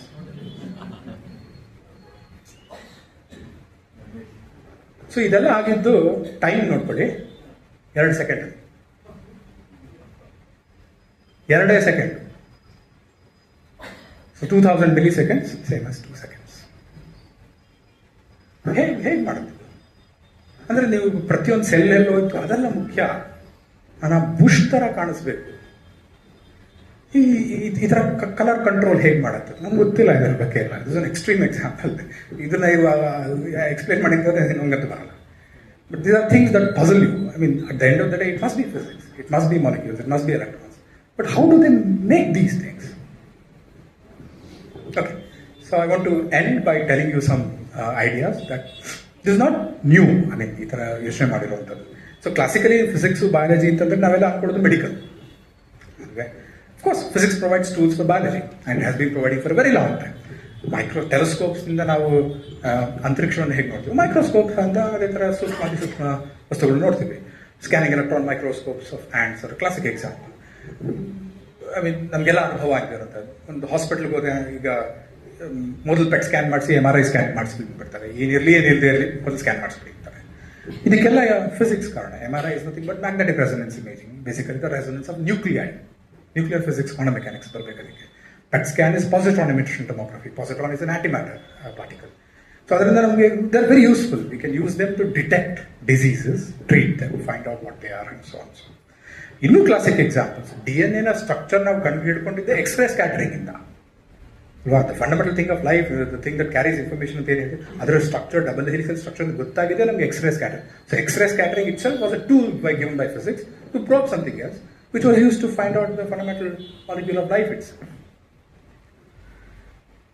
It's a change in perspective. We're not saying physics ಈ tool ಕೊಡುತ್ತಾ, ಇದು apply ಆಗುತ್ತಾ, application oriented ಅಲ್ಲ. ಅದರಿಂದ application ಬಗ್ಗೆ ಸಂತೋಷ, ಅದರಿಂದ ಏನು ತಪ್ಪಿಲ್ಲ. But that's not the question that some of us are probing. We are trying to ask, is there a physics in living systems independent of application? Just like we try to understand the physics of stars. Physics of stars ಮಾಡಿದ್ರೆ ದಿನಂತಕ್ಕೆ ಏನು ಉಪಯೋಗ? ಎಲ್ಲೋ black hole ಕುಳ್ಳ ನಾನೇ ಆ ಥರ ಕಳ್ಸ್ಕೊಬೇಕು, ನನ್ನ ಕೆಲಸಕ್ಕೆ ಏನು ಪ್ರಯೋಜನ ಆಗಿರುತ್ತೆ? ಬಟ್ ಕುತೂಹಲ ಇದೆಯಲ್ಲ, ಯಾಕಂಗೆ, ಯಾಕೆ ಕೆಲಸ ಮಾಡುತ್ತೆ? ಆ ಥರ ಪ್ರಶ್ನೆ. ಜೀವಿಗಳು ತಮ್ಮ ಕ್ರಿಯೆಗಳನ್ನ ಹೇಗೆ ಮಾಡುತ್ತೆ? ಭೌತಶಾಸ್ತ್ರದ ನಿಯಮಗಳ ಪ್ರಕಾರ, ಯಾವ ಭೌತಶಾಸ್ತ್ರದ ನಿಯಮಗಳ ಪ್ರಕಾರ ಹೊಸದಿದೆಯೇ? ಈ ತರಹ ಮೂಲಭೂತ ಕುತೂಹಲ, fundamental curiosity. That's the change in perspective. ಫಿಸಿಕ್ಸ್ನಲ್ಲಿ ಸ್ಟ್ಯಾಂಡರ್ಡ್ ಆಗಿ ಕೇಳೋಂಥ ಪ್ರಶ್ನೆಗಳು, I mean radiation, spectra, molecules, atoms, ಇದು ಮೆಟಲ್ಸ್ ಯಾಕೆ ಕಂಡಕ್ಟ್ ಆಗುತ್ತೆ, ಫ್ಲೋ ಯಾಕೆ ಆಗುತ್ತೆ, ಪ್ಲಾನೆಟ್ಸ್ ಯಾಕೆ ಹೋಗುತ್ತೆ, ಬ್ಲ್ಯಾಕ್ ಹೋಲ್ಸ್ ಯಾಕೆ ಬರುತ್ತೆ, ಈ ತರಹ ಪ್ರಶ್ನೆಗಳು ದಿನನಿತ್ಯದ ಅಪ್ಲಿಕೇಶನ್ಸ್ ಪ್ರಯೋಜನ ಇಲ್ಲ. ಇದೇ ಥರದ ಪ್ರಶ್ನೆಗಳು ಬಯಾಲಜಿನಲ್ಲಿ ಜೀವಿಗಳ ಬಗ್ಗೆ ಕೇಳ್ತಾ ಇದೆ. ಮೋಟರ್ ಟ್ರಾನ್ಸ್ಪೋರ್ಟ್ ಹೇಗಾಗುತ್ತೆ, ಸೆಲ್ಸ್ ಮೂವ್ ಹೇಗಾಗುತ್ತೆ, ಡಿವೈಡ್ ಹೇಗಾಗುತ್ತೆ, ಪೋಲರೈಸ್ ಹೇಗಾಗುತ್ತೆ, ಸೆಲ್ಸ್ ಎಲ್ಲ ಒಟ್ಟುಗೂಡಿ ಟಿಶ್ಯೂ ಹೇಗೆ ಬರುತ್ತೆ, ರೆಕ್ಕೆ ಪ್ಯಾಟರ್ನ್ಸ್ ನೋಡೋದಲ್ಲ, ವಿಂಗ್ ಪ್ಯಾಟರ್ನ್ಸ್, ನ್ಯೂರಾನ್ಸ್ ಇದೆ ನಮ್ಮೆಲ್ಲರಲ್ಲೂ. ನಾನು ಅದ್ರ ಬಗ್ಗೆ ಮಾತಾಡಲಿಲ್ಲ. ನಾನು ನೀವು ಮಾತಾಡ್ತಿರೋದ್ರನ್ನ ಏನೋ ಒಂದಷ್ಟು ಆಟಮ್ಸ್ ಅಂಡ್ ಮಾಲಿಕ್ಯೂಲ್ಸ್ ಇದೆ, ಏನೋ ಅಂತ ಬಡ ಅಂತ ಬಡಾಯಿಸ್ತಾ ಇದೆ, ಸೌಂಡ್ ಬರ್ತಾ ಇದೆ, ನಿಮ್ಮ ಕಿವರ್ಡೆ ಹೋಗ್ತಾರೆ, ಅದು ನಿಮ್ಮ ಬ್ರೈನ್ ಹೊಡಿತಾರೆ. ಯಾವ ಒಂದಷ್ಟು ಏನೋ ಚೆನ್ನಾಗಿರೋದು ಹೇಳ್ತೇನೆ, ಏನೋ ಕೊರಿತಿದ್ದಾನೆ ಅಂದರೆ ಎರಡೂ emotions ಬರ್ತಿರ್ಬೋದು. This is also a bunch of atoms, that's also a bunch of atoms. Strange, a bunch of atoms is reacting to another bunch of atoms. So there's a different questions that are being asked. How is living matter organized? How is it stable? How is it responding to perturbations? And the perturbation, the approach that we want to take, ಯಾವ ರೀತಿ ಕೆಲಸ ಮಾಡೋದು, standard physics ಥರ theory ಬರಿತೀವಿ, theoretical physics ಬರಿತೀವಿ. Quantum mechanics ಇರ್ಬೋದು, Einstein relativity ಇರ್ಬೋದು, black hole physics ಇರ್ಬೋದು, ಥಿಯರಿ ಮಾಡ್ತೀವಿ, ಎಕ್ಸ್ಪೆರಿಮೆಂಟ್ಸ್ ಮಾಡ್ತೀವಿ, ಪ್ರಯೋಗಗಳು ಮಾಡ್ತೀವಿ. ಥಿಯರಿ ಎಕ್ಸ್ಪೆರಿಮೆಂಟ್ ಮಾತಾಡಬೇಕು. This the standard way in physics. PUC ನಲ್ಲಿ ಮಾಡುವಾಗ ನಾವೆಲ್ಲರೂ ಮಾಡಿರ್ತೀವಲ್ಲ, ಒಂದು ಪೆಂಡುಲಮ್ ಮಾಡಬೇಕು ಅಂದರೆ ಹೇಳ್ಬಿಟ್ರೆ ಈ ಕಡೆಯಿಂದ ಆ ಕಡೆ ಹೋಗುತ್ತೆ, ಅದಕ್ಕೆ ಟೈಮ್ ಪೀರಿಯಡ್ ಕಂಡು ಯಾರೋ ನ್ಯೂಟನ್ ಲಾಸ್ ಸಾಲ್ವ್ ಮಾಡಿರ್ತೀವಿ. ಆ ಥಿಯರಿ ಆಗಿ ಇದು ಎಕ್ಸ್ಪೆರಿಮೆಂಟ್. ಆ ಥಿಯರಿ ನಿಜ ಜೀವನದಲ್ಲಿ ಕೆಲಸ ಮಾಡುತ್ತೆ. That's a kind of theory that you want to develop. Again, not new. The very founding father of quantum mechanics, Schrödinger ಅಂತ ನಾವೆಲ್ಲ ಅನ್ಕೊಂಡು Schrodinger equation, quantum mechanics, quantum ಮಾಡಿದ್ದ ಅದಕ್ಕೂ ಜೀವಕ್ಕೂ ಏನು ಸಂಬಂಧ ಇಲ್ಲ. ಸುಮಾರು 40ರಲ್ಲಿ ಆತನಿಗೂ ತುಂಬ ತಲೆ ಕೆಡ್ತು. ಕ್ವಾಂಟಮ್ ಮೆಕ್ಯಾನಿಕ್ಸ್ ಕಂಡುಹಿಡಿದ್ಬಿಟ್ಟೆ, ಲೈಫ್ನ ಎಕ್ಸ್ಪ್ಲೇನ್ ಮಾಡೋಕ್ಕಾಗಲ್ಲ. So you not a book called what is life. It's not a philosophical perspective of I want to think about ಏನಾಯ್ತು ಜೀವನದ ಬಗ್ಗೆ, ಆ ಥರ ಅಲ್ಲ. ಈ ಟೆಕ್ನಿಕಲ್ ಫಿಸಿಕ್ಸ್ ಇದೆ ಇದರಲ್ಲಿ. It discusses questions about the physical aspect of the living cell. Questions like how can the events in space and time be organized within a living thing, metabolism ಅಂತಂದ್ರೇನು, what does it mean to be alive in terms of physics. ತುಂಬ ಅತ್ಯಂತ ತುಂಬ ಚೆನ್ನಾಗಿರುವಂಥ ಪುಸ್ತಕ, ಈಸಿಯಾಗಿ ಸಿಗುತ್ತೆ, ಫ್ರೀಯಾಗಿ ಓದಿ. ಸುಮಾರು ತಪ್ಪುಗಳಿದೆ, but idea the basic philosophy is correct. What end by cartoons.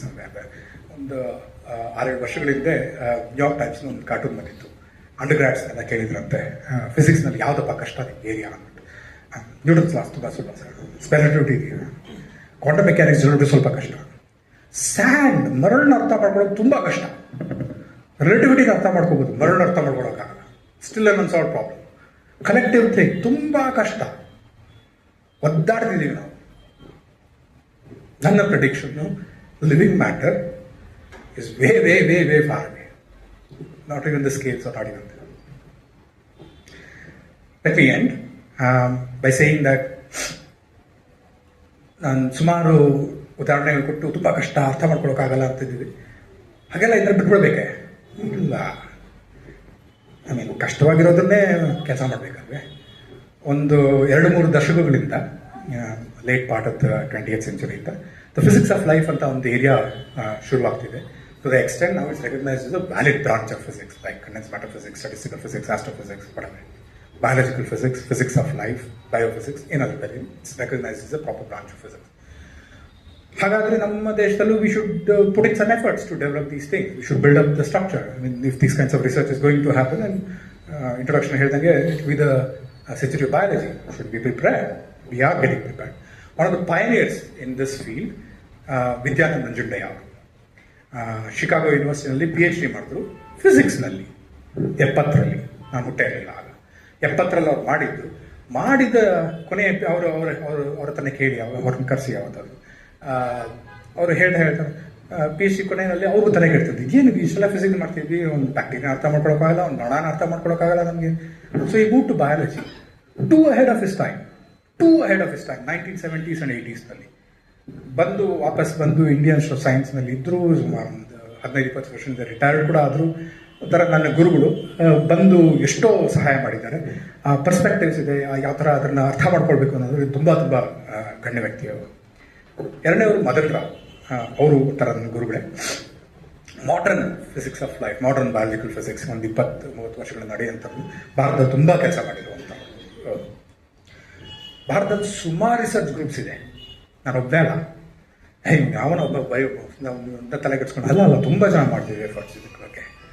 ಎಲ್ಲ ಸಿಟಿಗಳಲ್ಲಿದೆ. ಬೆಂಗಳೂರಿನಲ್ಲಂತೂ ಸುಮಾರು ಜನ 10-15 ಗ್ರೂಪ್ ಹೋಗಿದೆ ಕೆಲಸ ಮಾಡ್ತಾರೆ. ಎಷ್ಟರ ಮಟ್ಟಿಗೆ ಅಂತಂದರೆ we are so serious about this area.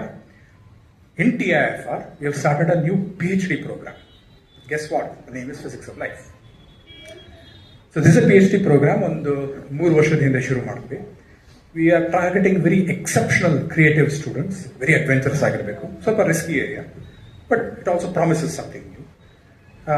If you want to come into this program, ನೀವು MSc biology ಮಾಡಿರಬಾರ್ದು, traditional biology-ನಲ್ಲಿ.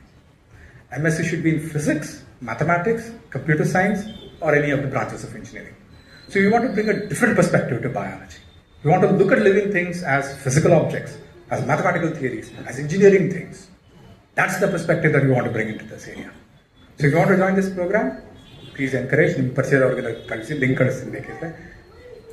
Do physics in PhD, MSc in physics, math, computer science, or engineering, not in biology. Okay, I'll summarize there. If you want to explore more, there are a bunch of videos and books that I'll suggest at this level. So one of the things that made this a solid branch of physics ಅಂದರೆ ಇದಕ್ಕೆ ಮುಂಚೆ ಒಂದು ಈ report ಬರೋದಕ್ಕೆ ಮುಂಚೆ William ಬಿಯಾಲೆಕನ್ ಅವರು Princeton university professor ಅವರೊಂದು report ತಂದರು ಒಂದು 2021-22ರಲ್ಲಿ. ಅದಕ್ಕೆ ಮುಂಚೆ ಅಲ್ಲಿ ಕೆಲಸ ಮಾಡೋರು ಅಂತವ್ರಿಗೆ ಇದೆಲ್ಲ ತಲೆ ಕೆಡಿಸ್ಬಿಟ್ಟು ಫಿಸಿಕ್ಸ್ ಇದು ಬಯಾಲಜಿನ ಬಯೋಫಿಸಿಕ್ಸ್ ಬಯಾಲಜಿಕಲ್ ಫಿಸಿಕ್ಸ್ ಏನೋ ನಂಗೊಂದಷ್ಟು ಟೂಲ್ಸ್ ಬರುತ್ತೆ, ಒಂದಷ್ಟು ಪ್ರಶ್ನೆಗಳಿವೆ, ಅದು ತಲೆ ಕೆಡುತ್ತೆ, ಅದನ್ನು ಸಾಲ್ವ್ ಮಾಡಬೇಕು ಅಷ್ಟೇ, ಯಾರು ಏನಾದರೂ ಕರ್ಕೊಳ್ಳಿ ಅಂತ. But this matters. ನೀವು ಒಂದು ಡಿಗ್ರಿ ಕೊಡಬೇಕು ಅಂತಂದರೆ ಫಾರ್ಮಲ್ ಸ್ಟ್ರಕ್ಚರ್ಸ್ ಬೇಕು ಅಂದರೆ ಟೆಕ್ಸ್ಟ್ ಬುಕ್ಸ್ ಬರೀಬೇಕು ಅಂತಂದ್ರೆ ಏನೋ ಒಂದು ಸ್ಟ್ರಕ್ಚರ್ ಬೇಕು. ಈ ರಿಪೋರ್ಟ್ನಲ್ಲಿ ಅವರು national academy of sciences and engineering US ನಲ್ಲಿರುವಂಥದ್ದು 10 ವರ್ಷಕ್ಕೆ ಒಂದ್ಸತಿ ಒಂದು ಸರ್ವೆ ಮಾಡ್ತಾರೆ. ಫಿಸಿಕ್ಸ್ ಎಲ್ಲಿದೆ, ಎಲ್ಲಿ ಹೋಗ್ತಾ ಇದೆ, ಹೊಸ ಏರಿಯಾಗಳೇನು, ಯಾಕೆ ಅಂತಂದರೆ ಎಲ್ಲಿ ಫಂಡಿಂಗ್ ಆಗಬೇಕು, ಯಾವ ಟೆಕ್ಸ್ಟ್ ಬುಕ್ಸ್ ಬರ್ಸ್ಬೇಕು, ಯಾವ PhD ಪ್ರೋಗ್ರಾಮ್ ಮಾಡಬೇಕು. ಫಸ್ಟ್ ಟೈಮ್ 2022ನಲ್ಲಿ physics of life is considered a proper branch of physics. That help us a lot. So ಈ ವಿಡಿಯೋನ ತುಂಬ ಚೆನ್ನಾಗಿ ಎಕ್ಸ್ಪ್ಲೈನ್ ಮಾಡಿದ್ದಾರೆ. ಎರಡನೇದು much more recent, something that might interest many people, how your heart works, physics perspective. 3-4 ದಿನಗಳ ಹಿಂದೆ ಬಂತು, ಯೂಟ್ಯೂಬಲ್ಲಿ ಫ್ರೀಯಾಗಿ ಸಿಗುತ್ತೆ, part of some bigger program, but ತುಂಬ beautiful lecture. Physics of the heart. Nothing to do with love. Basically about how the heart works. Some books, again at the popular level. Raghuveer Parthasarathy or ಪುಸ್ತಕ ಇದು, So Simple a Beginning ಅಂತ. All of these are semi-technical, semi-popular things. There are also very serious textbooks that people try to understand at the BSc, MSc level kind of things. Okay, so that's a summary. I have convinced you that living matter, ಜೀವಂತ ವಸ್ತುಗಳು, soft, active, non-eclectic, sankirna, complexity, and they are evolvable. It's a very nascent stage. This is the right time to jump into that area and build it, because you'll be building the fundamentals, not catching up after somebody has built the fundamentals. It's very amenable to physical descriptions. There are plenty of examples. ನಾನು ತೋರಿಸಲಿಲ್ಲ technical examples, ನನ್ನ ಕೆಲಸದ ಬಗ್ಗೆ ಅಂತೂ ಏನು ಮಾತಾಡಲಿಲ್ಲ ನಾನು ಅದ್ರ ಬಗ್ಗೆ. There's new and emergent physics, ಹೊಸ ಭೌತಶಾಸ್ತ್ರ ಇದೆ. That doesn't mean there are new fundamental forces. ಒಂದು ಕಾಲದಲ್ಲಿ ಪ್ರೊಜೆಸ್ಟ್ರಾನ್ ಥಿಯರಿ ಅಂತೆಲ್ಲ ಇತ್ತು, ಜೀವಿಗಳಲ್ಲಿ ಬೇರೆ ಫಿಸಿಕ್ಸ್, ಆ ಥರ ಎಲ್ಲ ಹೇಳ್ತಿರೋದು ನಾನು. ಎಮರ್ಜೆಂಟ್ ಫಿಸಿಕ್ಸ್ ಅಂತ ಹೇಳಿದ್ನಲ್ಲ, it might be the same electromagnetic theory that works there, but just because you put them together in different ways, new properties come. That physics is absolutely new. We don't understand that. Very, very interdisciplinary. Physics, maths, computation, biology, ಎಲ್ಲ ಬರಬೇಕು. Very challenging problems. And as said in the introduction, it will be a dominant research area in the 21st century. Good, I'll stop there. So thanks to people who fund me, and thanks to people who invited me.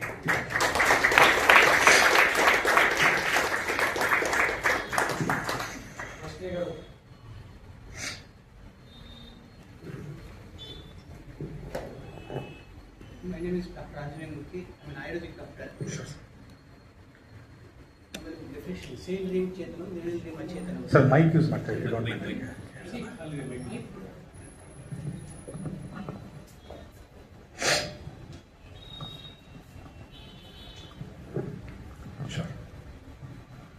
My name is Dr. Anjaney Murthy.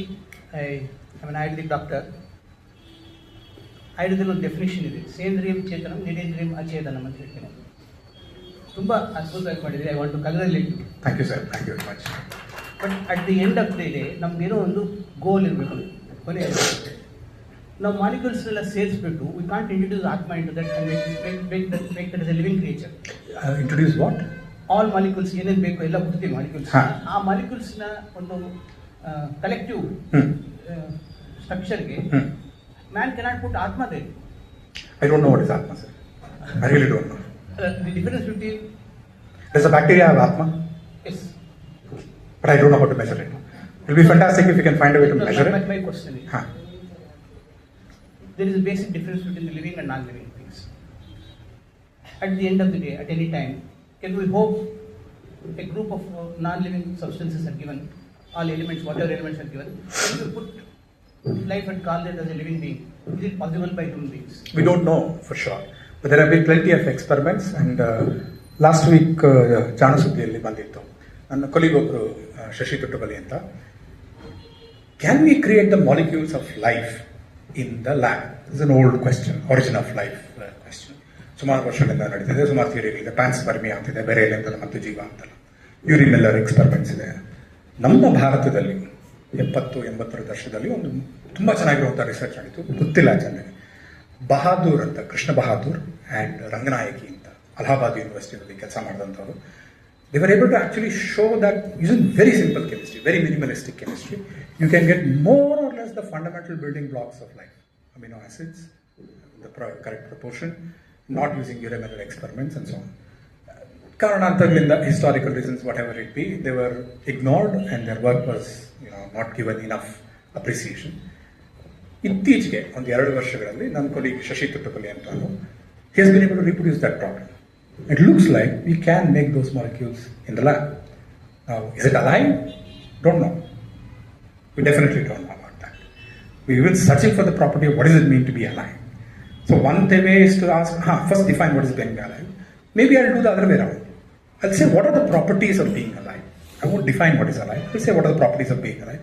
If this has all these properties, A, B, C, D, I'll call it alive. I'll have it as a working definition. Let's see how far it goes.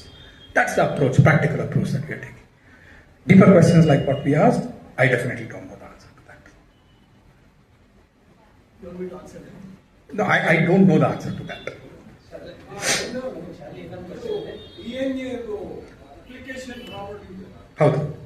ಅದನ್ನ outside the cell lab ನಲ್ಲಿ ನಾವು ಮಾಡಕ್ ಸಾಧ್ಯ ಆಗಿಲ್ಲ.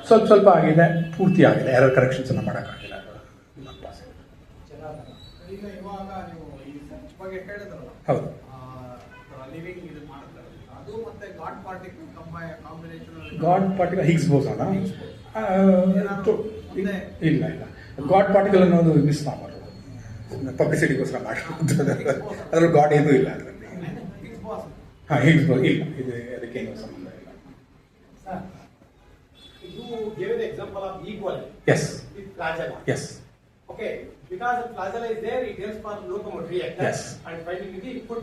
Yes. What about the non-flagellated bacteria? Very good. There are many other structures. There are things called pili, which many of them used to crawl on cells.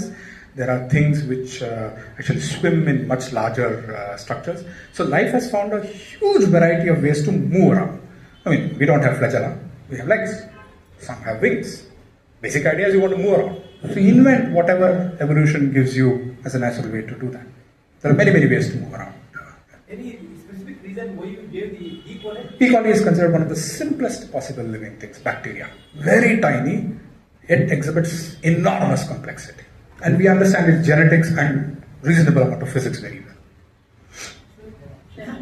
DNA per se life ಇಲ್ಲ ಅಂತಂದ್ರೆ ಹೌದು. it doesn't exist outside the system. Nucleic acids, we can synthesize it. Nucleic acids. Different matter. So we can synthesize Yeah, nucleic acids. zero ಇಲ್ಲ. But according to Asimo, primordial group ಅಂತ ಹೇಳಿ cell ಇಲ್ದೇನೆ cell wall ಇಲ್ದೇನೆ ಇದ್ದು ಅಂತ ಹೇಳ್ತಾನೆ. Exactly. Shashi ತುಟ್ಟುಪಳ್ಳಿ ಅವರ experiment ಇದ್ದಿದ್ದು ಅದೇ. Without DNA or anything, can we have life characteristics in organized structure? Can some chemicals organize themselves into cell-like things? ಜೀವ ಬರೋದು ಅಂದ್ರೇನು ಹೋಗೋದು ಅಂದ್ರೇನು ಗೊತ್ತಿಲ್ಲ. I just said it's a molecule, like any other molecule. ಇಲ್ಲ ಅಂತನೋ ಒಂದು ಇದು ಇದೆ. ಏನು ಸರ್? DNA ಇರಲೇಬೇಕು ಅಂತ. ಖಂಡಿತ ಒಂದು ಪ್ರಶ್ನೆ ಕೇಳ್ತೀವಿ. ಈಗ ಒಂದು 5000 ಎಕ್ಸೋ ಪ್ಲಾನೆಟ್ಸ್ ಕಂಡಿಡ್ತೀವಿ ನಾವು, ಹೌದಾ? ಬೇರೆ ಬೇರೆ ನಕ್ಷತ್ರಗಳು ಸುತ್ತಾ ಇರೋಂಥ ಗ್ರಹಗಳನ್ನ ಇನ್ನೂ ಹೆಚ್ಚು ಕಂಡಿಡ್ತೀವಿ. ಎಲ್ಲದರಲ್ಲೂ DNA ಇರುತ್ತಾ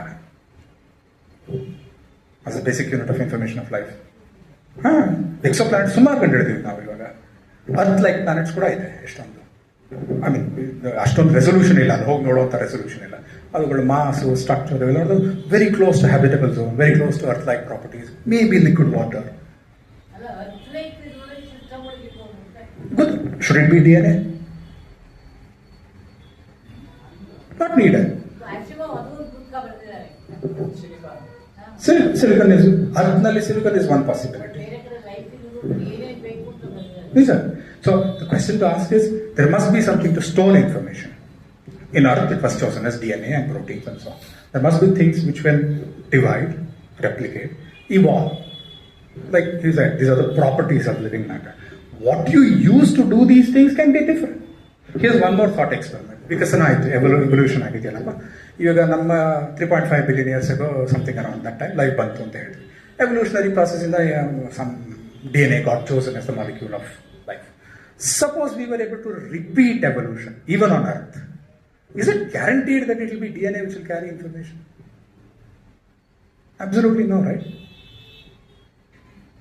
In fact, there is an hypothesis that RNA was the thing that was carrying information for some time, RNA, and then we became DNA.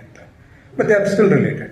But suppose you repeat, are we guaranteed it will be the same set of molecules that will come? Will it be the same set of dinosaurs that will come? Absolutely no reason for that. Sir, equally fragilization. How? ಅದನ್ನ laboratory conditions ಅಲ್ಲಿ control conditions ಅಲ್ಲಿ movement ಮಾಡೋದು ಸಾಧ್ಯ ತುಂಬ ಮಾಡಿದ್ದೀವಿ. ಆದ್ರೆ ಹೇಗೆ ಮಾಡೋದು? ತುಂಬ ಮಾಡಿದ್ದೀವಿ. ಈಕ್ವಲಿನಲ್ಲೂ ಮಾಡಿದ್ದೀವಿ. ವಾಲ್ವಾಕ್ಸ್ ಅಂತ ಒಂದಿದೆ, it's a very common thing. ಸಣ್ಣ ಮೈಕ್ರೋಸ್ಕೋಪ್ಸ್ನಲ್ಲಿ ಟ್ವೀಸರ್ಸ್ ಥರ ಇಟ್ಕೊಂಡು you can hold the thing. ತುಂಬ ಟ್ವೀಸರ್ಸ್ನಲ್ಲಿ ನೀರಲ್ಲಿರುತ್ತೆ. So it will keep beating the flagella. You can actually watch the fluid movement around that. You can impose a fluid movement, so therefore you can get a feedback into that. You can do chemical manipulation. Motor speed up ಮಾಡಿ, slow down ಮಾಡಿ, motor ಹೊಡೆದಾಕ್ಬಿಡಿ, ಆ motor ತಿರುಗೋದಕ್ಕೆ ಮಾಡಿದ್ರೆ you can see how it reacts back. Just like you do it for a car. These have been done. These are being done. So we understand that there are really tiny nanoscopic motors sitting there, even inside us, many of them. And it's really the machines that work there, nano machines that work there, which really are giving these properties. Physics-like experiments can be done. Tweezers ಅಂತ ಹೇಳಿ. Huh. How does it? Optical tweezers ಅಂತ ಕೇಳಿದ್ದೀರಾ? So you basically use a bunch of laser beams, you focus them at some point, that will create a very high intensity energy pointer. Any tiny particle with refractive index variation will get trapped, so it won't go around. Optical traps ಅಂತ ಮಾಡ್ತಾರೆ. ಬೆಂಗಳೂರು ಯೂನಿವರ್ಸಿಟಿನ ಸುಮಾರು ಜನ ಮಾಡಿದ್ದಾರೆ. ಶರತ್ ಅನಂತಮೂರ್ತಿ ಅವರು expert ಅದರಲ್ಲಿ. Something used in flow cytometry. For example, many examples. You were talking electrical signals in noise.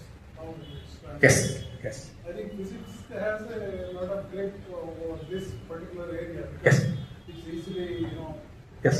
you can do anything has been done, any new research. That's not my area of expertise, so it's difficult for me to say that.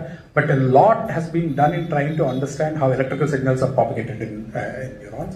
In particular, recent research has focused on how do you actually use, emergent properties of interacting neurons to talk about decisions, for instance. A classic example ಅಂದ್ರೆ ಒಂದು 10 ವರ್ಷದಿಂದ Edward ಮೋಸರ್ಸ್ ಅಂತ couples they won the Nobel Prize for the following idea that there are things called grid mammals ಅಂತ ನಮ್ಮಲ್ಲೂ ಇದೆ, ಮಗಸಲ್ಲೂ ಇದೆ.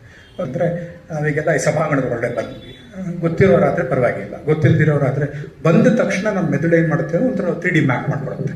ಇಲ್ಲಿ ಮೇಲೆ ಇದೆ, ಅಲ್ಲಿ ಕೆಳಗಡೆ ಇದೆ, ಅಲ್ಲಿ ಹೋಗಬಾರ್ದು, ಅಲ್ಲಿ ಜಾರತ್ತೆ, ಅಲ್ಲಿ ಕರೆಕ್ಟ್ ಇದೆ, ಅಲ್ಲಿ ಎಕ್ಸಿಟ್ ಇದೆ, ಇಲ್ಲಿ ಹೈಟ್ ಇದೆ. How do you get this map immediately in the brain? Visual perceptions ಬಂದ ತಕ್ಷಣ you make this mental map quickly. You decide ಅಲ್ಲಿ ಹೋಗಬಾರ್ದು, ಇಲ್ಲಿ ಕೂತ್ಕೋಬೇಕು, ಅಲ್ಲಿ. So you have some physical thing, ಗೋಡೆಗೆ ಹೋಗಿ ಹೊಡೆದ್ರೆ ನಾನು ಏಟಾಗುತ್ತೆ ಅಂತ. These cells are called grid cells. People have discovered neuronal firing patterns in these grid cells actually lead to the creation of a map in mice. Very fundamental work. It's believed we are very similar to mice in terms of the firing of neurons. So we do have 3D grid cells as well. So that's one of the fantastic things that's there.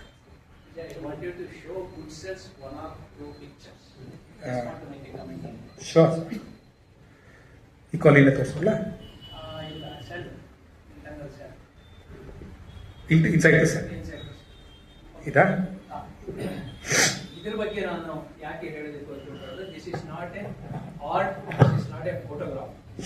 Basically this is A collection of information from various research sources of how many molecules are there, how they are organized, what is the interaction between them, and all these huge data.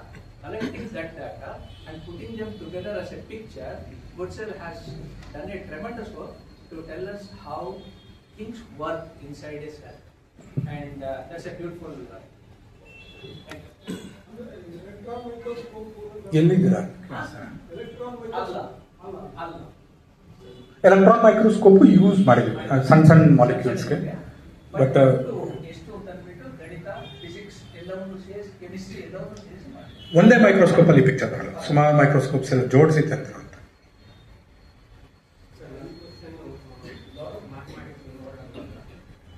Lot of Krishnamurthy ಅಂತ ಹೇಳಿ sir. ಇದಿಷ್ಟು ಗಣಿತ ಕುತೂಹಲ ಜಾಸ್ತಿ ಅಂತ. ಹಾಗೆ ಅದರಿಂದ ನಾನು ಥಿಯರಿಟಿಕಲ್ ಫಿಸಿಕ್ಸ್ ಗೊತ್ತು. ಹಾಂ ಸೊ ಅವಾಗ ಸ್ಟ್ಯಾಟಿಸ್ಟಿಕಲ್ ಮೆಕ್ಯಾನಿಕ್ಸ್ ಹೌದು ನಮಗೆ ಹೌದು ಗೋ ಸೈನ್ಸ್ ಹೌದು ಎನ್ ನಂಬರ್ ಅರ್ಥ ಮಾಡ್ತಾರೆ.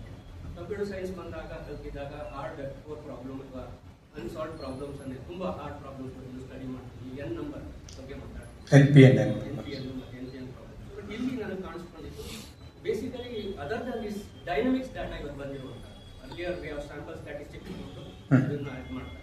ಈಗ most of the datas are dynamics. Correct.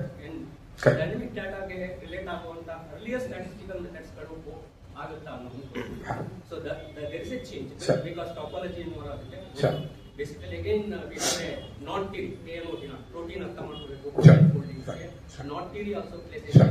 Sure. ಮತ್ತೆ ಪ್ಯಾಟರ್ನ್ಸ್ ಬಗ್ಗೆ ನೀವು ಸಾಕಷ್ಟು ಹೇಳ್ತಾರೆ. Pattern recognition computer science data ಓದ್ತಾರಲ್ಲ, ಪ್ಯಾಟರ್ನ್ಗೆ ಎಷ್ಟು ನಮೂನೆಗಳು ಅನ್ನೋದು ತುಂಬಾ ಮಕ್ಕಳಿಗೆ ಶೇಪ್ಸ್ ಹೆಂಗೆ ಎವಾಲ್ವ್ ಆಗುತ್ತೆ ಅನ್ನೋದು ಸಹ ನೀವು ಶೇಪ್ಸ್ ಬಗ್ಗೆ ನೀವು ತೋರಿಸ್ತಾ ಹೋಗ್ತೀವಿ. ಬರೀ ಬೇಸಿಕ್ ಶೇಪ್ಸ್ ಅಲ್ಲಿ ನಮ್ದು ಹೈಸ್ಕೂಲ್ ಮ್ಯಾಥ್ಸ್ ಅಲ್ಲಿ ನೀವು ಅಷ್ಟೇ. ಹೌದು. ಎವಾಲ್ವಿಂಗ್ ಶೇಪ್ಸ್ ಬಗ್ಗೆ ಎಮರ್ಜೆಂಟ್ ಅಂತ ಒಂದು ಪದ ನೀವು ಪದೇ ಪದೇ ಬಳಸಿ ಉದ್ಭವ ಆಗುವಂತ ಎನ್ ನಂಬರ್ ಇಂದ ಉದ್ಭವ ಆಗೋದೇನು, ಹೌದು. ಅದರಲ್ಲಿ ಲೈಫ್ ಸೆಕೆಂಡ್ ಲೆವೆಲ್ ಹೌದು. ಸಿಕ್ಸ್ ಆಫ್ ಲೈಫ್ ಜೊತೆಗೆ ಅಲ್ಲಿ ಲೈಫ್ ಅನ್ನೋ ಅದನ್ನ ಫಸ್ಟ್ ಎರಡರಲ್ಲಿ ಹೇಳಿದ್ವಿ, ಬಯಾಲಜಿ ಮತ್ತೆ ಫಿಸಿಕ್ಸ್ ಅವ ಎರಡು ಸೇರಿಸೋ ಒಂದು ಕಂಬೈನ್ ಮಾಡಿಕೊಂಡು ನೀವು ಲಿವಿಂಗ್ ಮ್ಯಾಟರ್ ಕಂಬೈನ್ ಮಾಡಿ, ಲಿವಿಂಗ್ ಮತ್ತೆ ಮ್ಯಾಟರ್. ಹೌದು. ಫಿಸಿಕ್ಸ್ ಅಂದ್ರೆ ಮ್ಯಾಟರ್, ಇಲ್ಲಿ ಲಿವಿಂಗ್. ಹೌದು. ಈ ಲಿವಿಂಗ್ ಮ್ಯಾಟರ್ ಅಲ್ಲಿ ಎಮರ್ಜೆಂಟ್ ಟೆಕ್ನಾಲಜಿ. ಅದರಿಂದ ಈಗ ಡೆವಲಪಿಂಗ್ ಮ್ಯಾಥಮೆಟಿಕ್ಸ್ ಏನಿದೆ, ಯಾಕೆಂದ್ರೆ unless people are expose to those kind of higher level of thought process ಇದೆ.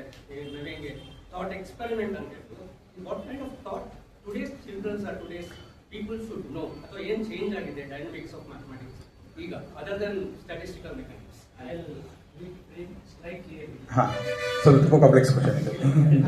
ಅನ್ಸಿದ್ದು ಯಾಕಂದ್ರೆ ಒಂದು ಸ್ಟ್ಯಾಟಿಸ್ಟಿಕಲ್ ಮೆಕ್ಯಾನಿಕ್ಸ್ ಸ್ಟಡಿ ಮಾಡ್ತಿದ್ವಿ, ಬೇಡ ಅದಕ್ಕಿಂತ ಇವತ್ತು ಅಲ್ಲ, ನಾನು ಫಿಸಿಕ್ಸ್ ಬಗ್ಗೆ ಹೇಳ್ತಿರ್ಬೇಕಿದ್ರೆ, ಬಟ್ ನೀವು ಹೌ ಶುಡ್ ದೇ ಲರ್ನ್ ಅಂದ್ರೆ ಎಜುಕೇಶನ್ ಸಿಸ್ಟಮ್, ಪಾಲಿಟಿಕ್ಸ್ ಇವೆಲ್ಲ ಬರ್ತದೆ. ನಂಗೆ ಅದೆಲ್ಲ I can't control those things. That I can classical mathematics ನಲ್ಲಿ ಇರುವಂತಹ ಫಂಡಮೆಂಟಲ್ ಪ್ರಿನ್ಸಿಪಲ್ಸ್ ಡೈನಮಿಕ್ ಮ್ಯಾಥಮೆಟಿಕ್ಸ್ ವ್ಯತ್ಯಾಸ is the two are the fundamental.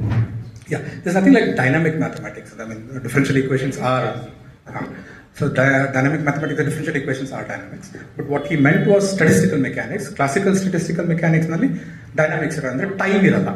At all time is the same. It's not changing with time. By definition, that cannot be living systems. Even that are stationary states. Genuinely time-dependent things are living things. A classic example is the following. ಸ್ವಲ್ಪ technical ಆಗುತ್ತೆ, ದಯವಿಟ್ಟು ಕ್ಷಮಿಸಿ. Equilibrium statistical mechanics ಅಲ್ಲಿ you say this no energy input, fixed energy, fixed volume are average. ಆ ಥರ ಇತ್ತು ಅಂತಂದರೆ by definition that is something that cannot sustain patterns, that cannot have detail balance breaking. ಅದು ಬೇಕು ಅಂತಂದರೆ you have to have energy injection, which is basically the food we eat, which is metabolism. The metabolism is what directs the system, makes the system go out of equilibrium. So classical equilibrium statistical mechanics does not work. What you need is non-equilibrium statistical mechanics. That itself we don't have a theory of. So ಒಂದು ರೀತಿ first ನೀವು ಆ physics ಕಟ್ಟಿ ಆಮೇಲೆ ಇದನ್ನ ನೋಡ್ಕೊಳ್ಳೋಣ ಅಂತ ನಾನು ಹೇಳ್ತೀನಿ. ಅಲ್ಲಪ್ಪ, ಆ ಫಿಸಿಕ್ಸ್ ಇಲ್ಲಿ ಬರುತ್ತೆ. This is the greatest example of non-equilibrium statistical mechanics. And so if you want to learn non-equilibrium statistical mechanics, study life. One question. How about viruses? Are they living there? Yeah, standard question. I don't know, sir. One definition is to say they are not, because they use the host machineries, apparatus and things like that to replicate. One of the things is you should have the ability to replicate yourself, not dependent on others. But it's sort of on the borderline. I mean, there are plenty of things like, I mean, is this a multicellular creature? Is this a unicellular? Is this a mammal? Is this not?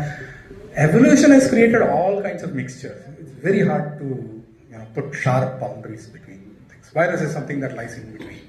RNA can be genetic material. Yeah, sure. I mean, the same question comes, is DNA alive? I mean, a virus is just a pack of DNA or RNA put inside a protein code. Is that alive? If yes, then DNA would be alive. Don't know.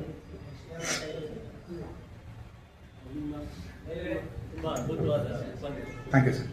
Coffee with curiosity ಬಗ್ಗೆ ಹೇಳಿ, ಬೆಂಗಳೂರಿಗೆ ಪರಿಚಯ, ಅದ್ರ ಬಗ್ಗೆ ಮತ್ತೆ ನಿಮ್ಮ research work ಬಗ್ಗೆ ಸ್ವಲ್ಪ. ಓಕೆ, ನಮ್ಮ ICTS ನಾ ಹೇಳ್ದಂಗೆ TFR ಸಂಸ್ಥೆಯ ಒಂದು ಕೇಂದ್ರ. ಬೆಂಗಳೂರಿನಲ್ಲಿ 3 ಕೇಂದ್ರಗಳಿದೆ, ಪುಣೆನಲ್ಲಿ ಒಂದು ಕೇಂದ್ರ ಇದೆ, ಮುಂಬೈನಲ್ಲಿ ಮುಖ್ಯ ಕಚೇರಿ ಮೇನ್ ಆಫೀಸ್ ಇರುವಂಥದ್ದು. ICTS ಶುರುವಾಗಿ 2007 ಪೇಪರ್ನಲ್ಲಿ ಶುರುವಾಗಿತ್ತು. ಈಗಿನ ನಮ್ಮ ಕ್ಯಾಂಪಸ್ ಶುರುವಾಗಿ 2015-16 ಸುಮಾರಿಗೆ ಬಂದಿತ್ತು. ನಾನು 2014 ಸೇರಿಕೊಂಡೆ. ICTSನಲ್ಲಿ 3 ಮುಖ್ಯ ಮ್ಯಾಂಡೇಟ್ಸ್ ಇದೆ. ಒಂದು research, like any other research institute.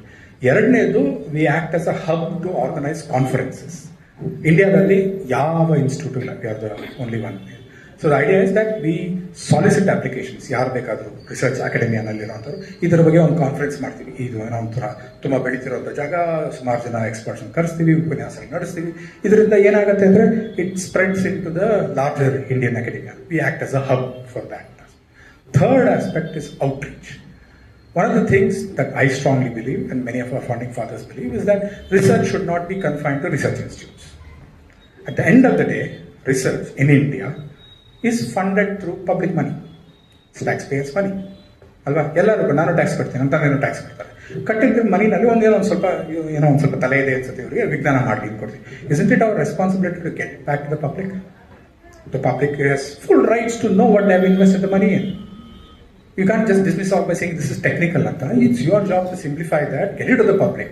And that's the way to create a scientifically mature society. Outreach is a fundamental tenet of ICTS. ಸೇರ್ಕೊಂಡಾಗ we wanted to do something new ಅಂದ್ಬಿಟ್ಟು. ಸೊ ನಾವು ಏನು ಮಾಡೋಣ ಅಂತ ಯೋಚನೆ ಮಾಡ್ತಿದ್ವಿ. ಮುಂಬೈನಲ್ಲಿ ಚಾಯ್ ವಿತ್ ವೈ ಅಂತ ಒಂದು ನಡೆಯುತ್ತೆ, ಸುಮಾರು ಒಂದು 15 ವರ್ಷಗಳಿಂದ ನಡೀತಿದೆ. ಸೊ ನಾವು ಅದ್ರ ಬಗ್ಗೆ ಏನು ಮಾಡೋಣ ಅಂತ ಯೋಚನೆ ಮಾಡ್ತೀವಿ. ಸರಿ, ಕ್ಯೂರಿಯಾಸಿಟಿ, ಕುತೂಹಲಿ ಅದು ಬರಬೇಕು ಅಂತ ಅಂದ್ಕೊಂಡ್ವಿ. ಸರಿ, ಚಾಯ್ ಅಂತಂದ್ರು ಸರಿ, ಬೆಂಗಳೂರಿಗೆಲ್ಲ ಮೈಸೂರಿಗೆಲ್ಲ ಚಾಯ್ ಎಲ್ಲ ಸರಿ ಹೋಗಲ್ಲ. ಕಾಫಿ ವಿತ್ ಕ್ಯೂರಿಯಾಸಿಟಿ, ಹಂಗೆ ಯಾಕೋ ಅದು ಸರಿ ಹೋಗಲ್ಲ ಅನ್ಸು. ನಮ್ಮಮ್ಮ ಹೇಳೋದು ಕಾಪಿ ಅಂತ, ಕಾಫಿ ಅಲ್ಲ. So it should be kaapi with curiosity ಅಂತ ಶುರು ಮಾಡಿದ್ವಿ ನಾವು. 2016 ಶುರು ಮಾಡಿದ್ವಿ. 16 ಡಿಸೆಂಬರ್ ಅಷ್ಟೊತ್ತಿಗೆ ಶುರು ಮಾಡಿದ್ವಿ. 10 ವರ್ಷ ಆಯಿತು. So the idea is that we want to have monthly lectures by world renowned experts. ಯಾಕೆ ವರ್ಲ್ಡ್ ರಿನೌಂಡ್ ಎಕ್ಸ್ಪರ್ಟ್ಸ್ ಅಂದರೆ many of them come for our ಕಾನ್ಫರೆನ್ಸ್ಗೆ ಬರ್ತಾರಲ್ಲ, ಅವ್ರು ಏನೋ ಟೆಕ್ನಿಕಲ್ ಉಪನ್ಯಾಸಗಳೆಲ್ಲ ಕೊಡ್ತಾರೆ. ಅವ್ರನ್ನ ನಾವು ನೋಡಪ್ಪ ಈ ಥರ we want to take science back to the public, are you interest? ಯಾರೋ ಒಬ್ರು ಇಂಟ್ರೆಸ್ಟ್ ಇರೋರು ಇರ್ತಾರೆ, we get them. We hold these lectures in the planetarium, JN planetarium, Jawaharlal ಪ್ಲಾನೆಟೇರಿಯಂನಲ್ಲಿ ತಿಂಗಳಿಗೊಂದ್ಸತಿ ನಡೆಯುತ್ತೆ. All of that is streamed, ಯೂಟ್ಯೂಬ್ನಲ್ಲಿದೆ. 10 ವರ್ಷಗಳಿಂದ ನಡ್ಕೊಂಡು ಬಂದಿರುವಂಥ ಎಲ್ಲನೂ ರೆಕಾರ್ಡೆಡ್ ಆಗಿ ಯೂಟ್ಯೂಬ್ನಲ್ಲಿ ಅವೈಲಬಿಲಿಟಿ ಇದೆ. ನಾನು ಎಷ್ಟೋ ವಿಚಾರಗಳನ್ನ ಹೇಳಿದ್ದೆಲ್ಲ ಅಲ್ಲಿ ಬರುತ್ತೆ, ಇನ್ನು ಡೀಟೇಲ್ ಆಗಿ ನೋಡ್ಬೋದು. ಪ್ರತಿ ತಿಂಗಳು ನಡೆಯುತ್ತೆ, ಲೈವ್ ಸ್ಟ್ರೀಮ್ ಇರುತ್ತೆ. ಬೆಂಗಳೂರಿನಿಂದ ಬನ್ನಿ, ಅಕಸ್ಮಾತ್ ಆಗಿಲ್ಲ ಅಂದರೆ ಲೈವ್ ಸ್ಟ್ರೀಮ್ ಮಾಡಿ. This is one of the aspects of outreach that we do. So Copy with Curiosity is something which is very, very popular. We want to grow. ನಮಗೊಂದು ಆಸೆ ಇದೆ, ಆ ಥರ ಕನ್ನಡದಲ್ಲೂ ಆಗಬೇಕು, ಹಿಂದಿಲೂ ಆಗಬೇಕು, ಎಲ್ಲ ಭಾಷೆಗಳಲ್ಲೂ ಆಗಬೇಕು. ಇದೊಂಥರ ತಲೆ ಕೆಡಿಸುತ್ತೆ. ವಿಜ್ಞಾನ ಕಲಿಬೇಕು ಅಂದ್ರೆ ಬರೀ ಇಂಗ್ಲೀಷಲ್ಲೇ ಮಾಡಬೇಕಾ? ಯಾಕೆ ಕನ್ನಡದಲ್ಲಿ ವಿಜ್ಞಾನ ಅರ್ಥ ಆಗಲ್ವಾ? ವಿಜ್ಞಾನಕ್ಕೂ ಕನ್ನಡಕ್ಕೂ ಹಿಂದಿಗೂ ಇಂಗ್ಲೀಷಲ್ಲೇ ಯಾಕೆ ಆಗಬೇಕು? ನಂಗೆ ಅರ್ಥ ಆಗಲ್ಲ, ನಂಗಂತೂ ಅರ್ಥ ಆಗಲ್ಲ. ಅಲ್ವೇ, ಬರೋರು ಮಾತಾಡಬೇಕು ಸಹಜವಾಗಿ. ಅದು ಒಂದು ಸ್ವಲ್ಪ ಮಟ್ಟ ಇದೆ. ನಾನು ಟಾಪ್ ಟೈಟಲ್ ಕೊಟ್ಟಾಗ ಜೀವಂತ ವಸ್ತುಗಳ ಭೌತಶಾಸ್ತ್ರ ಅಂತ ಹೇಳಿದೆ. ಕೊಳ್ಳೇಗಾಲ ಶರ್ಮ ಅವರು ಅಷ್ಟೆಲ್ಲ ಬೇಡ, ಜೀವ ಮತ್ತು ಫಿಸಿಕ್ಸ್ ಹಾಕಿ ಅಂದರು. ಯಾಕೆಂದ್ರೆ ತುಂಬ ಟೆಕ್ನಿಕಲ್ ಆದರೆ ಕನ್ನಡಕ್ಕೂ ಅರ್ಥ ಆಗಲ್ಲ, ಕನ್ನಡದಲ್ಲಿ ಮಾತಾಡಿ ಅಂತ ಬಿಡ್ತಾರೆ. ಆಯ್ತು ಸರ್, ಎಲ್ಲಿದ್ದೀರಾ? ಹೌದು ಸರಿ.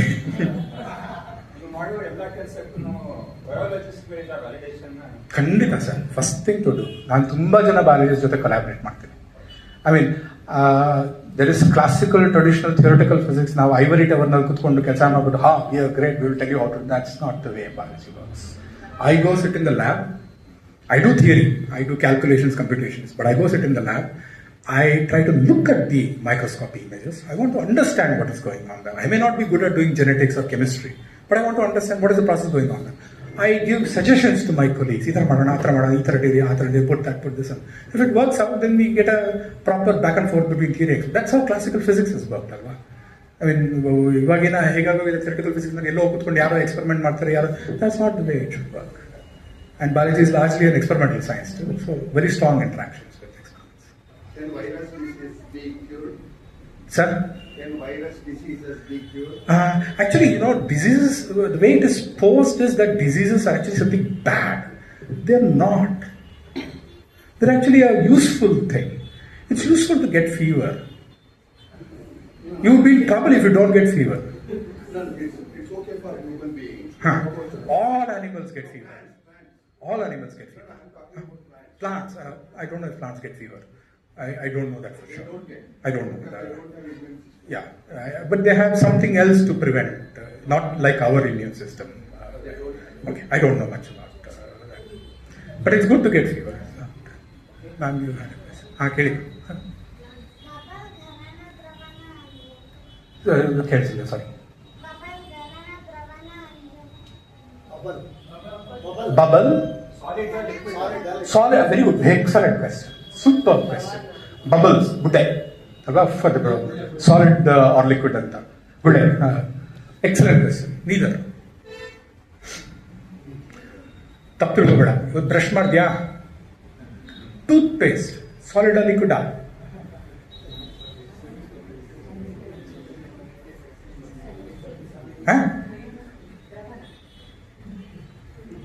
ತುಂಬಾ ಸಾಲಿಡ್ ಆಗಿದ್ರೆ ಆಚೆನೆ ಬರಲ್ಲ, ತುಂಬಾ ಲಿಕ್ವಿಡ್ ಆಗಿದ್ರೆ ಒಳಗಡೆನೆ ಇರಲ್ಲ ಅಲ್ವಾ? ಇಡ್ಲಿ ತಿಂದ್ಯಾ? ಸಾಲಿಡ್ ಲಿಕ್ವಿಡಾ? ಮ್ಯಾಂಗೋ ತಿಂತೀಯಾ? ಸಾಲಿಡ್ ಲಿಕ್ವಿಡಾ? So this is a simple classification. 10th standard exam pass ಮಾಡಬೇಕು ಅಂದ್ರೆ ಸಾಲಿಡ್ ಲಿಕ್ವಿಡ್ ಬರೀರಿ. That's okay. Science is different and exams are different. Those two are different things. Okay, thank you.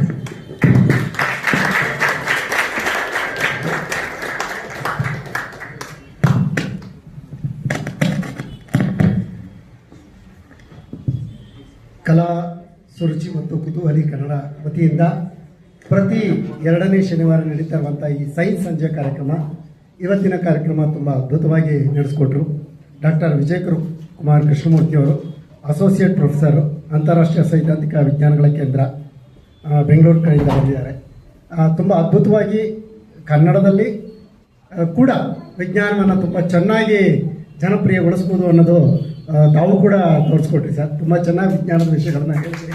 ತಮಗೆ ಕಲಾಸುರುಚಿ ಪರವಾಗಿ ಮತ್ತು ಕುತೂಹಲಿ ಪರವಾಗಿ ಧನ್ಯವಾದಗಳು sir. Thank you very much. ಇದೇ ರೀತಿ ಎವ್ರಿ ಸೆಕೆಂಡ್ ಸ್ಯಾಟರ್ಡೆ ನಡೀತಾ ಇರುತ್ತೆ, ದಯಮಾಡಿ ಬರಬೇಕು. ಕುತೂಹಲಿ ಕನ್ನಡ ಮತ್ತು ಕಲಾಸುರುಚಿ ವತಿಯಿಂದ ಈ ಒಂದು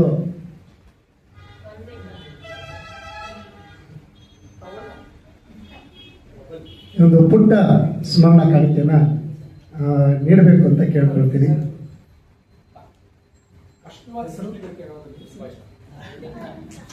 ಪ್ರಣೀತ್ ಅವರಿಂದ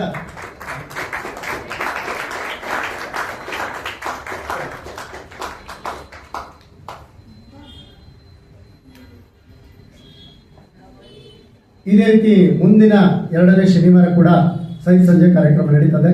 ವಿಶೇಷವಾಗಿ ತುಂಬ ವರ್ಷಗಳಿಂದ ವಿಜ್ಞಾನವನ್ನು ಜನಪ್ರಿಯಗೊಳಿಸುವಂಥ ಇಂಥ ಕಾರ್ಯಕ್ರಮ ಬೇರೆ ಎಲ್ಲ ಕಡೆಯೂ ನಡೀತಾ ಇದೆ ಅನ್ನೋದು ತುಂಬ ಸುಳ್ಳು.